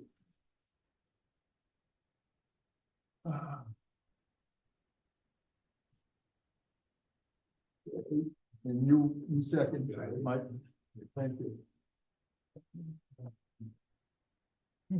All right, next one is, Mr. Chairman, would you like to vote on that motion? thank you. I want to try to get this thing going here. Okay, no discussion on it. All in favor, say aye. Aye. Opposed? Abstained? Passed. Number 13, new business, 72 Main Street Superior Storage Business Expansion. Okay, did everybody get an opportunity to read the emails between Zach and myself? So that you understand what my question is of the commission. He wants to expand the storage, it would be, as far as I know right now, and he can correct me if I'm wrong, when Zach goes to speak, he wants to build an extra building. So I just really went to the amendment section of permit. And you have to make a decision of what he showed you tonight is a minor amendment. We do not have the option of just requiring a site plan. And the third part is if you decide he has to come back, and it has to come back under what he got his original permit under, which is number 27, Article 12. Any other uses not anticipated in these regulations, but reasonably related to the intended purpose of this district as determined by the commission. So the decision is yours tonight as to how he would proceed with what I wrote up for you.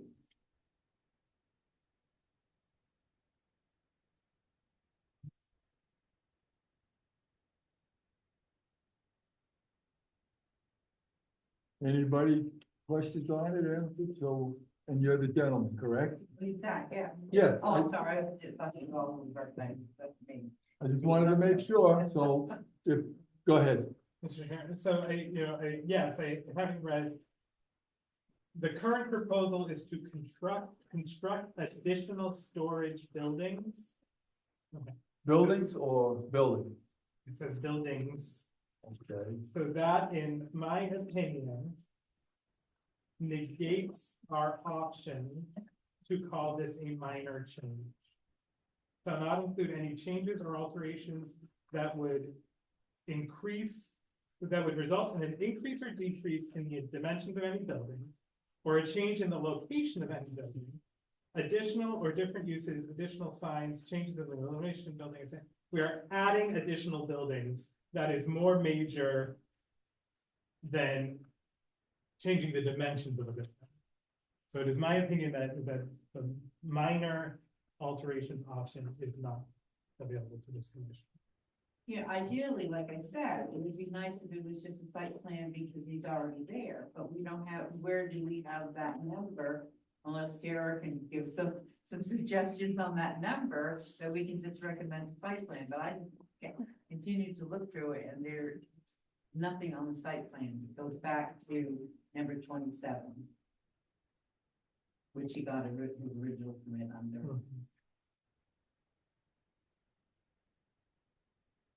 In other words, he wants to fill that empty lot with a house and everything. Oh, he's here, you can ask. Yeah, him. Okay. Can I talk? Yeah, good. All right. Yeah, so, my name is Zach Labonte, in case you guys don't know. Excuse me. Oh, yeah. One up, some more of us can say it, please. Yes, sir. Since you're, Spell your name. ZACH. Thank you. since you can push those chairs back, you can slide both of them right over here so the people on the Zoom can see it too. Sounds good. We appreciate it, thank you. There. Yeah, so, as I was saying, my name is Zach Labonte. I'm the property owner of 72 Mill Street, operating as Superior Storage. I appreciate the opportunity to come before you guys to discuss this. These two projects for the proposed expansion. I'll talk about those in a minute. I mean, as you said, the previous permit, there was a special permit that went before this commission for storage rental facilities. So that self-storage use itself has already been established and is approved, and that's the business in which I'm operating on that property. My current facility contains 244 units. So the proposed expansion will add an additional 43 units. So that expansion represents, you know, an 18% increase in units. You know, so what I'm doing is the proposed storage units are specifically designed to support, you know, local businesses. I want to provide space for inventory, tools, materials, contractor storage, kind of like flex space, but it's affordable for local business owners. So I'm providing something that's different than the other facilities and based upon the demand that I see. And also the units will be designed so that they can actually house boats and RVs as well. So at this time, I have updated my site plan that has been completed. The remaining item still to be finalized is my drainage report from Killingley Engineering. So that's currently in progress and also once it's completed. But, you know, so my position is that, you know, this request should appropriately proceed as an amendment to the previously approved application because it is the same use as what was previously approved. My goal tonight is really just to kind of talk about the updated concept, understand a clear path forward to, you know, make it a most efficient path and make sure, you know, I'm not wasting time and energy for anyone involved. So I wanted to just take the opportunity, you know, I did speak to Tyra, I've spoken to Cindy, you know, we've had many emails. So it's just now coming full circle to discuss with you guys, show you what I'm doing, what I'm conceptualizing. So here is the site plan and my facility as it currently sits. This is what you see right here. And what I'm proposing to do for the expansion is 3 buildings on the property. So this particular building will have 14 by 45 foot deep units. They'll have lights in it, they'll have an outlet. So again, people can go in there and support businesses. And this one here will be, they'll be 12 foot wide by 35 feet deep. And these will be 10 by 20s. But that's the concept. So all storage, similar concept to the self-storage, which I'm operating now, in the same area. Any questions? Go ahead. So it says Green Valley Self-Storage, are you changing the name? Or is that a separate entity? No, so Green Valley Self-Storage is the LLC, and I am a DBA at Superior Storage. Okay. Yeah. All right. Go ahead, Ray. What's the setback on that one that's going this way? This one? Yes. Yeah, that's up to the back. So the setback is 25 feet and 45 feet. And the setback for the zone is 10 feet. From the one. Property. Yeah. Go ahead. Okay, Mr. Chair, thank you. So I guess I think the key point that I heard you say multiple times here is that it's an existing structure and just adding on to it for the same use. So to me, that's important for permitting. To me, it seems like a very straightforward project. Doesn't require a whole lot of this. Is that correct? Well, Because it's an existing storage facility. He's adding on units and he already has boats and other things there. I've been to that site times. Yeah, so what I'm proposing is to submit a building permit with site plan review for you to review, and then that's what I'm proposing. With an additional building? Yeah, for these. Yeah. Yes, sir. But you have no spots in DMRD for site plan review for rental storage. Right. And that's why you had to come in for a special permit under number 27 the first time. But you do have an amendment regulation. It's not a modification because modification is when, before the application is approved.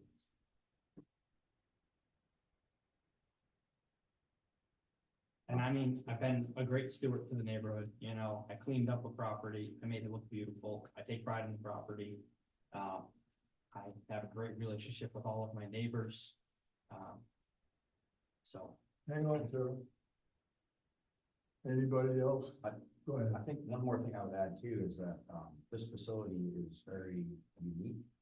It's not an outdoor one, so it's temperature controlled, so it's unique, and I would imagine that the others would be in that same mode, as the other units that are in there. No, these are not gonna be climate controlled units. There'll be no climate control in them. No, they're gonna have lights and an outlet for each unit, for these two buildings here. Oh, okay. That's what it is, yep. But the size and the unit composition is different in the sense of what it can accommodate. So what you're saying, from what I'm just hearing what you said, is that those units are gonna be big enough, a guy could put a boat trailer in there with a Yeah. boat. So they're gonna be a little wider. What did you say you were in? Yeah, it's gonna be 14 feet wide by 45 feet deep. No, So that's you only could- the one up top. You could drive in a Class A motorhome here. Yeah, and it's got overhead doors, 12 foot high, so you could drive in a Class A motorhome, and then you've got a trickle charger, so you could charge your bag.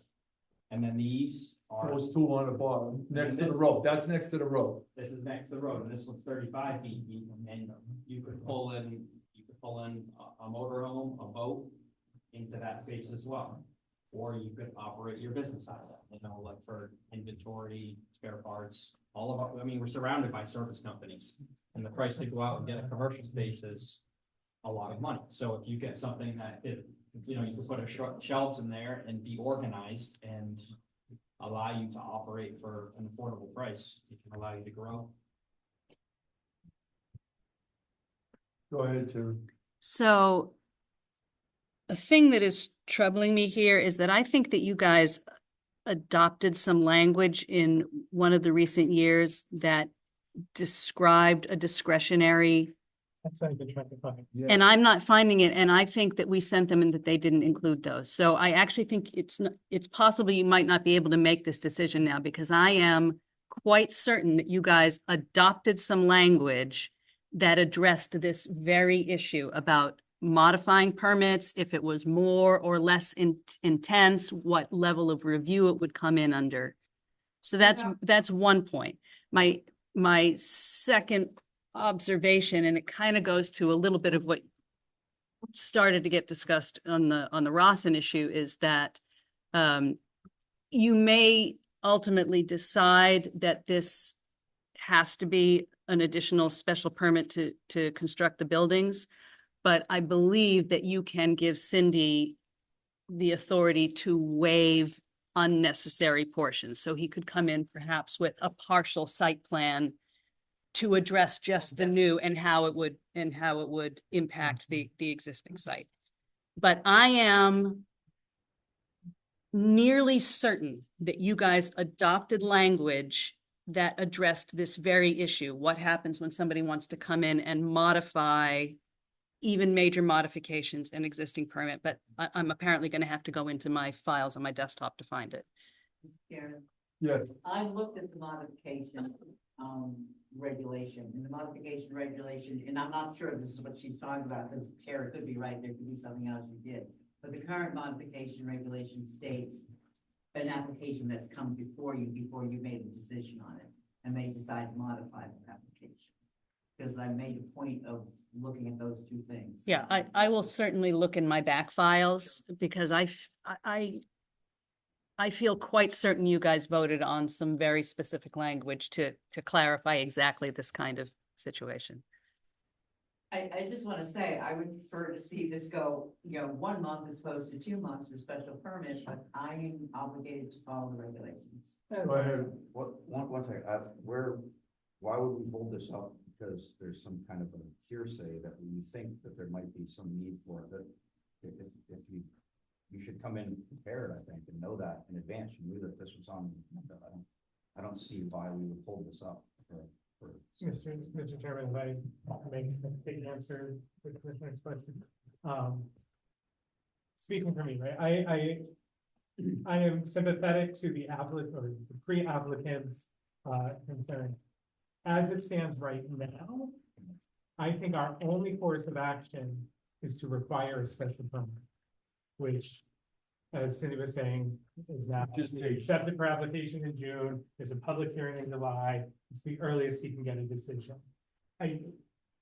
What Tara was mentioning and what I was looking for in the regulations would allow us to exercise a little discretion to have the application given to us under that site plan review level, right? Which would then, he would be able to apply in June and receive a decision in June. So the idea is to be reasonably accommodating to what I think, from my perspective, is a reasonable. You're addressing what I was getting at. I was getting at, it's winter's gonna come and he has a timeline to do this and he doesn't wanna be building this in December when the snow's falling. So I was trying to help to move it along. So it's a decision among us commissioners, how you wanna handle this. You wanna Amend it to a site review for June, and make a decision in June. I mean, it's to go be ahead. clear, I don't think we, according to our regulations, as I'm reading them now, we have that authority. What I would propose is that staff do some research on that. If that language is in fact in the regulations giving us that authority, I would encourage him to do that. If not, I would unfortunately ask him to make an application for a special permit. I do feel very confident that the language exists. Go ahead. Mr. Chair, Cindy, can he go down both paths? And if he doesn't need the special permit, refund him his application fee? Special permit application fee, sure. So why don't you do both? Right now, our hands are tied, like, Yeah. everybody's discussing, right? So our hands are tied. Who's to say they're not tied still in June if they can't find what they're looking for? So at least you're a month ahead. And you know that that's your next course of action if we can't help you, right? Right. That's the path you need to take. I would do two paths and then we can refund you. If you don't need that special permit, nothing lost. You get your refund, you get it back. Yeah, and again, I was here to get clarification because obviously you want to have, a concise, clear direction on where you're going. I know where I'm going, right? And obviously, my understanding was it was a previously approved use, which the property is currently operating as. So now it's just an additional to that use to support that. So it's not, so to me, it's like for like. I'm not trying to do something completely entirely different. Yeah. But I understand you, I hear what you're saying and I appreciate it. Nonetheless, I will continue to proceed. And in June, I'll make sure I have my application submitted for the zoning permit with site plan review, and I can have the other one filled out, but I would hope that we can proceed in that first place. Go ahead, Taylor, then. What do you think about the option of applying for it as accessory structures to the primary use? Which it is actually an accessory structure to the primary use, over 200 square feet. I went under that, and why did I say no? Because it's dwellings, a single family. There, you don't say accessory structure. The accessory structure is for residential. And I did not find anywhere where it said accessory structure for commercial. Dwelling unit. Okay. Because if we have to, if I'm wrong, please tell me. If we have to, by doing what we're doing, we can I can ask for a special meeting. To help move it along, instead of you going 2 months up to 3 months. Yeah. But once it's a special meeting, we can get it done within 2 to 4 weeks, after June, okay? That means we're gonna have 2 meetings, but Yeah. I'm just looking at your timeline, what you wanna do, cause you need to get, what, you need to get this going by September, the latest. Oh, geez, got it going, yeah, yeah. Right, Just give it, just, no, I hear you, but yeah, you know, because the goal is to have it done so that then, you well, got, it costs more money to do it in the winter because you have to pay for hot water, you have to Yeah. pay for heating blankets, it just, and who wants to dig in I there was anyway? just using September as Okay, yeah. the latest, Yeah, yeah. cause you got October, and November's been pretty fair with the weather, Yeah, temperature wise, but I get it.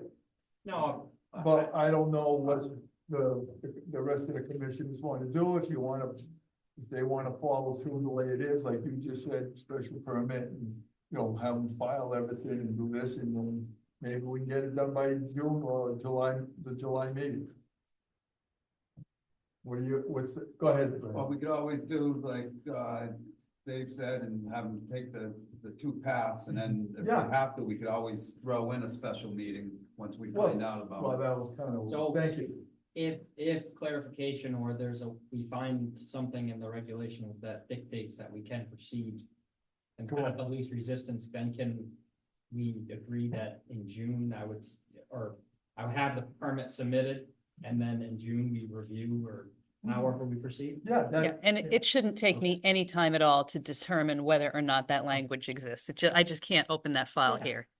We just need the site plans, That's it. Right. you know, you finalize site plans so Yeah. we can review them. Of course. Can absolutely. you and I go over the A and B of Article 4, site plan review? And I'll tell you what you need. Here's the instructions for going online. Oh, yeah, I've done it. I know. Don't say that because I. That's true. Spell site plan, they don't need a zoning permit. Well, at least I was prepared, right? I mean, No, I'm complimenting you. You're one of the few that come in prepared. Yeah, no, no. So we all agreed upon that. We're looking forward to seeing Mr. Levante in June. There you go. June 22nd, remind you. Okay? Yeah. All right, now we got that all taken care of. thank you Next guys. one is the 14 review of the ZBA application. Did everybody read the minutes? And the application that was presented? Okay. We'll take care of that. We move on. Citizen comments, number 15.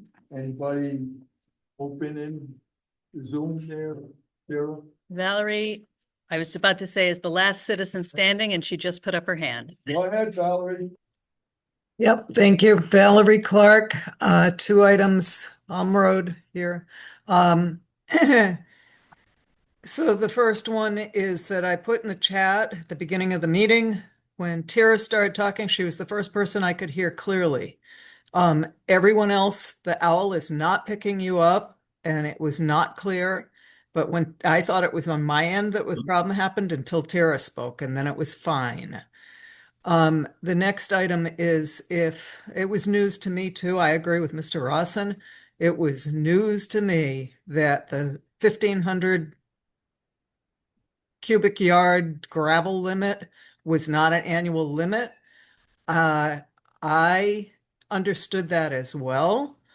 And I think you need to take out ads in the shopper's guide and go on WINY radio if you think that this is not an annual thing, because I believe that every person in town that you talk to would tell you that it was annual.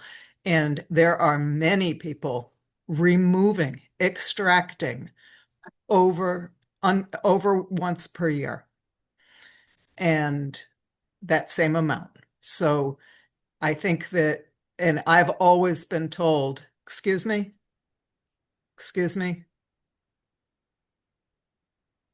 Go ahead. Can you not hear me? We can hear you, Valerie. Hear you. Okay, so people are talking while I'm speaking. That's the problem. I think that was just somebody leaving the room and the background noise, Valerie. No, actually, I can see the person who was talking on camera. And they're on the board. So, My hand up. I just had to remind Ryan something. Go ahead. do I have the floor? Yes, you do. Yes. So the 1,500 annual, Mr. Santos's recollection, I think is correct as well. And if it is not the case, you need to make that really clear to the public because it is not what is happening in town. Thank you. Thank you, Valerie. Okay, anybody else? Excuse me? Valerie was the last citizen standing. I didn't ask, somebody else would have been saying you want to get in. All right, and we're on to commissioner comment. Go ahead, go ahead, Mike. Just a couple of questions, I guess. I don't understand what Mr. Austin was saying about the Wetlands Commission issuing zoning violations or whatever. Issuing. Whose duty is that? It would be up to David for. No, it would be up to Cindy. Cindy. Cindy, I'm sorry. Yeah. So the wetlands would be doing a referral for a recommendation, but she did not actually issue That is correct. any violation. Yeah, they do referrals and recommendations. And Okay, well, that's fine. I have no problem with that. I just want- That's just standard procedure. And the other question I had is, what was Mr. Montford talking about earlier? Is there some clarification we need somewhere about processing and whether he's going through or not going through with the town? I know he's gone. I know he had this uncommon secure.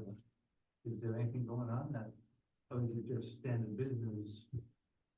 That is happening. What, from what he was saying and everything, what I understand, Mr. Kogel, is that he is a gentleman that's been here for about almost 20 years living and has been a good model citizen.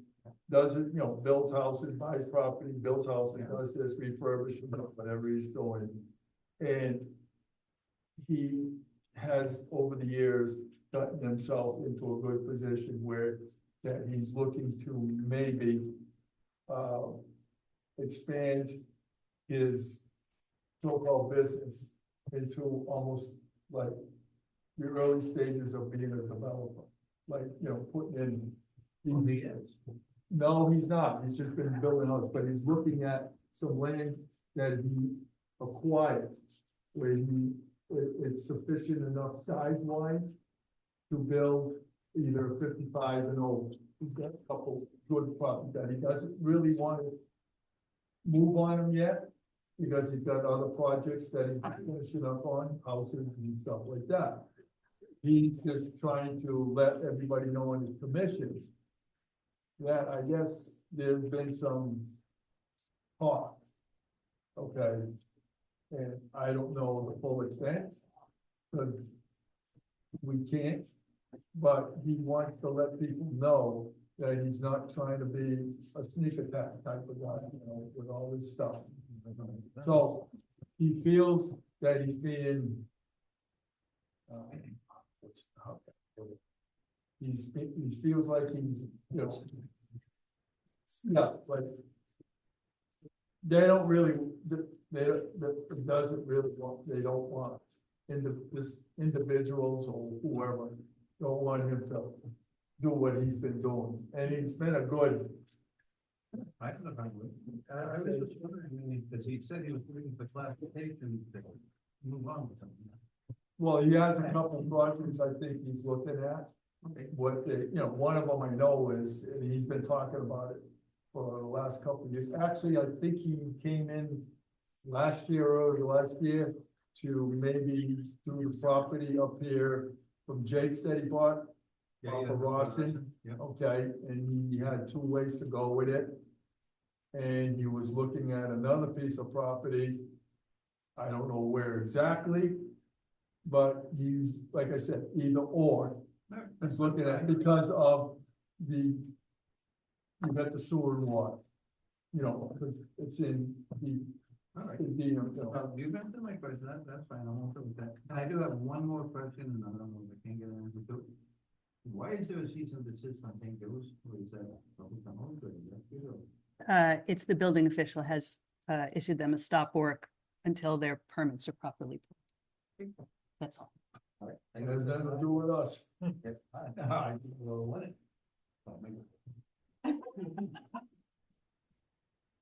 Okay, go ahead, Ray. Well, with some of the things that went down here tonight and then, you know, bylaw discussions and this and that, and, other stuff that's popping up, July 1st, it's coming up real quick. I'm thinking that we should make a subcommittee meeting and overlook at some of this stuff, somewhere in early June, if we can, you know, 25-1 and all the other stuff going on. I think that we should make a subcommittee meeting and, try and get ahead on some of this stuff. So I'd like to make a motion that we make a subcommittee meeting for June 3rd. You, subcommittee meeting for June 3rd? Via Zoom or in person? In person. Is, I was just gonna ask, in person or Zoom? In person.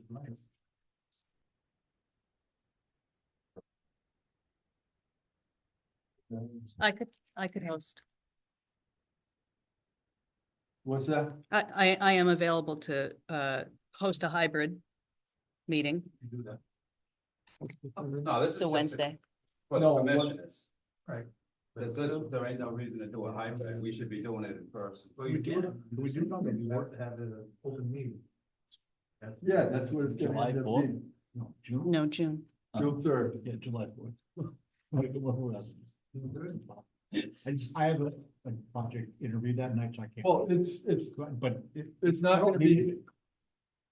We're gonna try to, I guess what Ray's saying is that we just have it with the commissioners. Just I understand. commissioners discuss those certain things. And then, but it's not gonna be recorded or nothing, so we can have some, how. No, it has to it be. can't be not recorded. Yeah, we got a guy here that can do the writing for us. Well, you know how to do a Zoom meeting, don't you? There you go. All right. So that's what you said. So in person only. Is that the takeaway? In person only with your recording secretary? You can't be. Secretary. know that I'm available. There's no salary, There's extra no- salary for, There's nothing extra Subcommittee. because it, Didn't he? because the staff would have to get paid. Yes, if you guys need, if you guys want to have a subcommittee meeting, whether it's the 3rd or the 4th, I am certainly available to do those administrative functions, host the meeting, whether there's an online component, whatever, do the minutes, but it is still a public meeting, even if it's a subcommittee meeting, and has to meet those standards. I don't think it has to be on Zoom. No, it doesn't. As long as you post it, that it's in person, that's fine. Yeah. I agree with you. Thank you, Mike.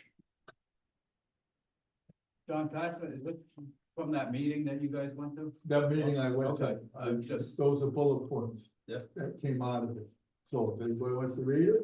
Yeah, I was gonna read, You- I wanted to finish this. Oh, are we still?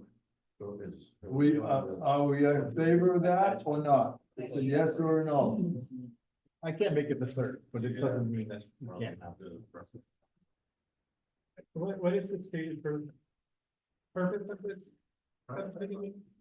But go over the bylaws, go over some of the stuff that was going on tonight with it's people coming in here saying stuff that they're having problems with, staff and, no, I think it's something that us commissioners ought to talk about. I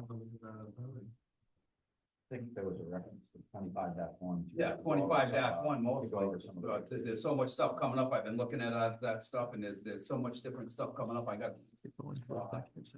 don't have it here, but it's at home. I passed on the sheet with some timelines I didn't know if anybody had this, so I like to distribute it to everybody and make sure everyone's aware of the timelines that are coming up, so I think the reason to have a subcommittee, from my standpoint, is to talk about this. That would be my suggestion, if we talk about other stuff too. There's a couple of the other regulations and stuff that I'd like to talk. Do we have any? Alright, so regulation Sure. review. subcommittee. Between that and 25-1 too. The new, the new housing law, we have them. Right, well, that's a regulatory. It has Right. a regulatory Impacts on component it. to it, but it Yes. also Yeah. impacts us, you know, and we should have a Let's- plan as a let- commission, I think, so we should probably talk about it offline, not in a regular meeting of this is more something topic, just like we do with when we're writing, when we're doing the reviews every year along those lines. I would say this might be the first one. The main topic.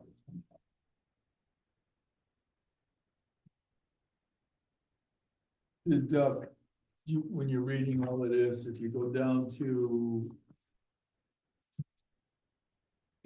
6 and 7, Doc, and read those two.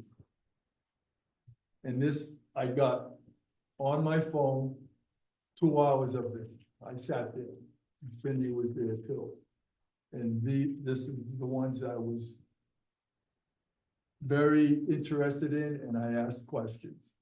And I liked the idea. He said 3 hours should be the max of a meeting. And if it has to go longer, you can continue it and call a special meeting. And the way it is, if you read it, you don't have to post it in the paper or anything, but you have to put a sign. So if we have a special meeting, the reason I asked that question, so it's going to come up, was that the following week, if you want to have it within a week, if we can't have a meeting on a Monday, Tuesday, or Wednesday, because you got something like tonight, like Valerie brought up, you have 2 commissions going on at once. So we could step up and go right to the library, just put a sign up there. Special meeting, continuation of such and such a date. It's at the library, and it's perfectly legal. Cause I got it on my phone, I take the whole 2 hours and whatever, everything. So that's some of the things that we need to look at. And it was a very good 2 hours, I'll tell you, a lot of things stuck out to me. And the other thing one of the questions I asked was, in commission, I asked questions. And he said, yes, but it has to pertain to the application or that's on the agenda and nothing else like other stuff to be, to ask. And I thought it was very good. I know if they want to do it for the town of Thompson, I recommend everybody to go. That's my recommendation. But I figured I'd give you this, so if we have to go this route, we'll be able to do it.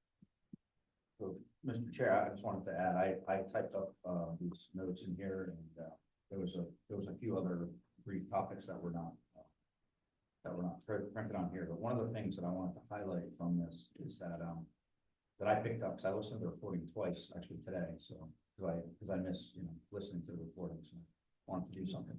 What's that? Can you send it to me? Oh God, yeah. I thought you had. No, the recording. John Oh, yeah. couldn't send it, I guess. Yeah. Yeah, I forgot to send it to I you. will. yeah, no, it's all Thank you. good. Sorry. It's all good. No, Well, I would, so I'd love to learn I'm too. getting caught So, up. yeah. You've got extra there if you need them. Oh, no, I want to hear the whole 2 hour speech. Yeah, it Yeah. is. John said it was phenomenal. It So really was. I learned What is a lot. Well, you're gonna have it, because Tara's supposed to get it set up. But here, for this town, right? Did you say that you might try to get them to come? well, in? and Well, yeah, Nick was mentioning it earlier, but we've spoken about it. That falls under my purview, so to say. I'll have Tira or myself send out an email to the commissioners with some dates and times. And you guys can pick if that's reasonable. Are we talking about something?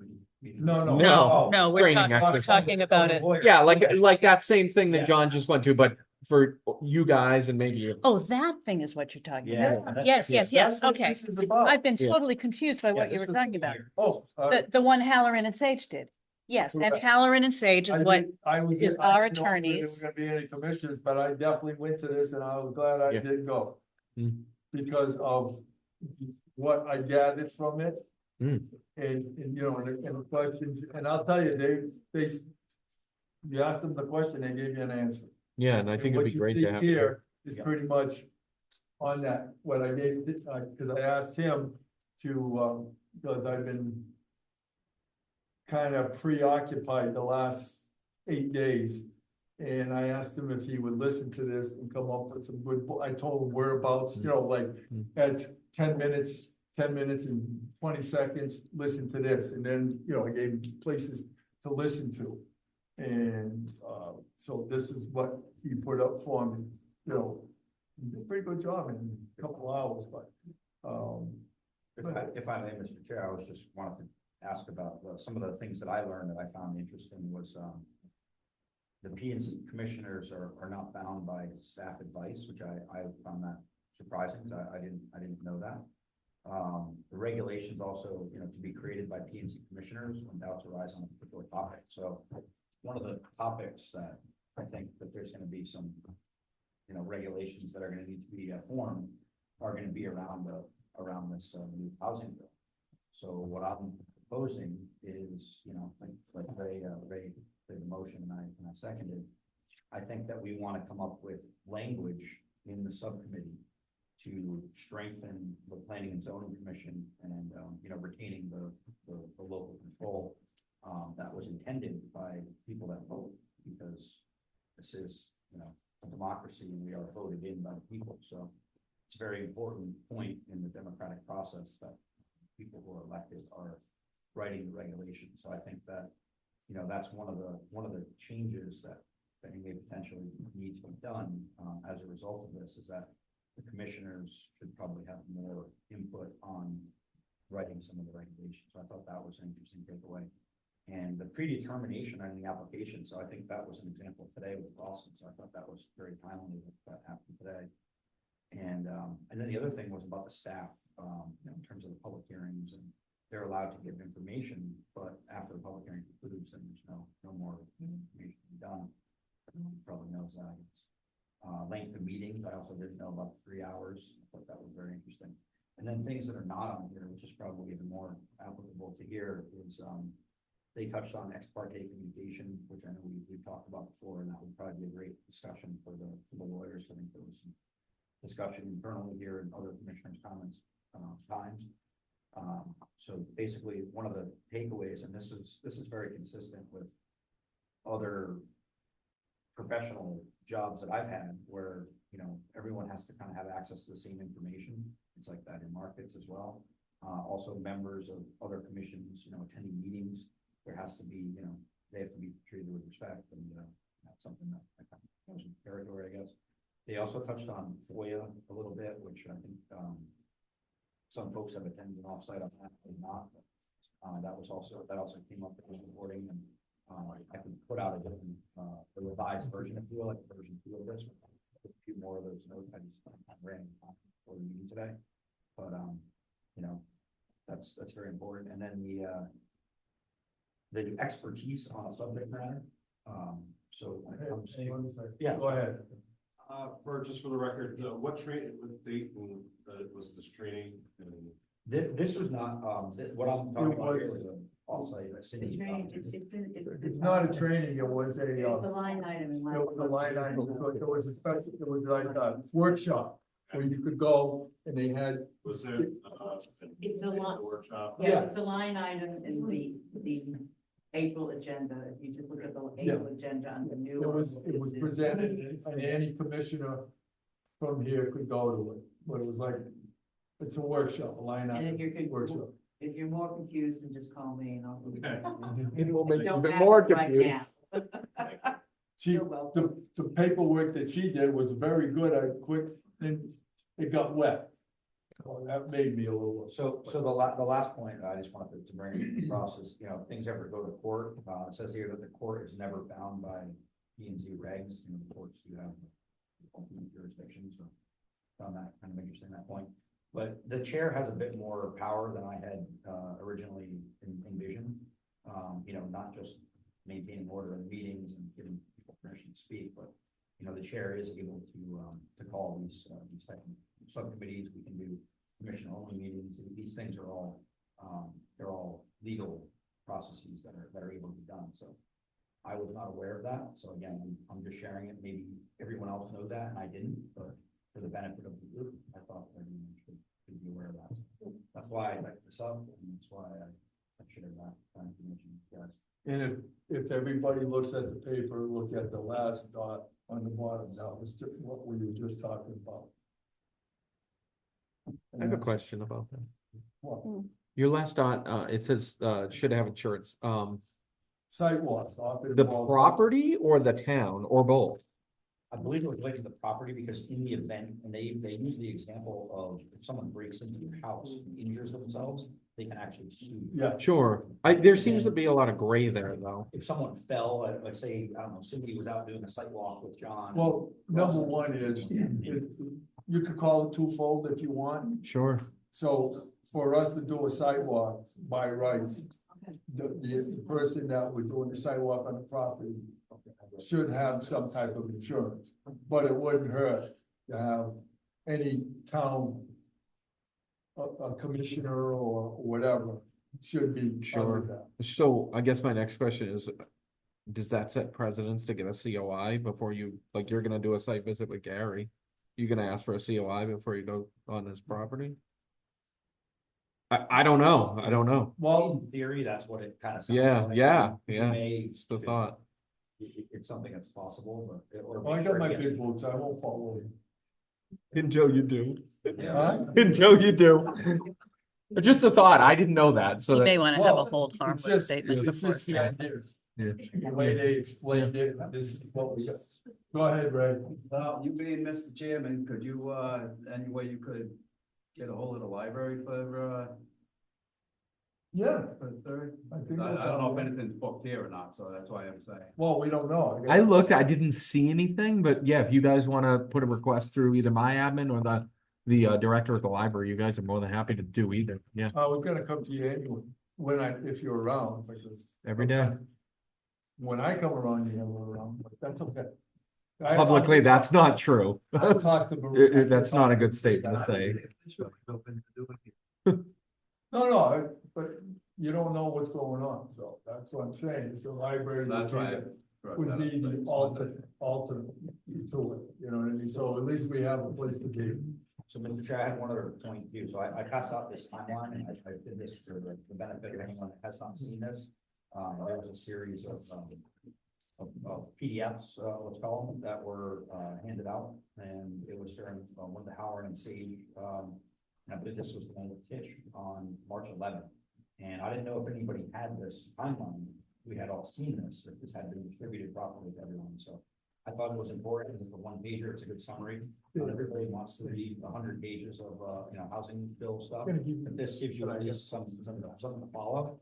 So right now, the reason why this is urgency to do a subcommittee in June is because we have OPM on July But I 1st. need your permission. So OPM is gonna have to provide tools yeah, for you have my developing permission. land inventory. And developable land inventory. Amend, By. He doesn't by have to commission amend, she's just is reading it. something that we need to have an active role. So it's very important point that, we don't want to delegate What's that that? responsibility of choosing who gets the developable land. It's got to be coming from the commission, not. Do you have any more copies of this? I do, yeah, I mean, you can have this. You can have the answer on it. I'll send you one to Nancy. Okay, do we have anything else that any commissioner would like to speak up about? Hang on a minute. Anybody else on this side? Okay, I have a letter here. There. No, I didn't. I'm still, for what? Oh, yeah. Well, we're gonna have, I need a motion has been made, seconded. And Was it seconded? I seconded it. Brian seconded. yeah, he did. And I got it right here. So I just need to know, all in favor for June 3rd, say aye. Opposed? Abstain? The ayes have it. Passed. Now I gotta read this in, I gotta make, have a motion to read this into the minutes of the meeting, amend the meeting. It'll be item, 17, we'll call it 16A, if that's okay with everybody. Is that okay with you, Mr. Donahue? Okay, this is, I need a motion. This is for, Dan Malo, his resignation. I didn't receive this a week ago or whenever it was, 5/13/26. You're not accepting it. I like that, right? So I need a motion on that. Mr. Chair, I move to amend the agenda to include item 16A, correspondence from the recording secretary, Dan Lehman. I will second. Okay. No further discussion With regrets. with regrets. We haven't even heard the correspondence yet. It's All right. short. All in favor, say aye. Opposed? Abstain? The ayes have it.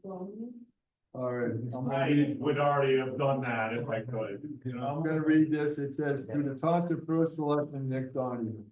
Dear Nick, please accept my resignation for the PNC recording secretary to be effective at the end of June 30th. I started a full-time job among other commitments and will not have the capacity to continue. Regards, Dan Miller. So, it's all here, people. Although it was short, you did a great job. So his motion needs, his resignation needs to be accepted. Mr. Chair, I move we accept the resignation of recording secretary Dan Malo with regret and congratulations on his new job. Thank you. Second, all in favor? Opposed? Abstain? All right, next meeting, Monday, June 22nd, 2026, Johnson Town Hall, Merrill State Room, 815 Riverside Drive. Now, 18, adjournment, 9, a motion. Thank you. That's all. John, you're gonna. You are, Gray hairs. Oh, you will, and I don't have to worry about 2 minutes. We got 25 minutes. you are adjourned at 9:36 for the record. Steve, one second. Who's Dave? Dave second. I didn't hear, I just, all I. No, you made the motion. Oh, very, Steve. Steve. If it was about Dan, Steve seconded both of them.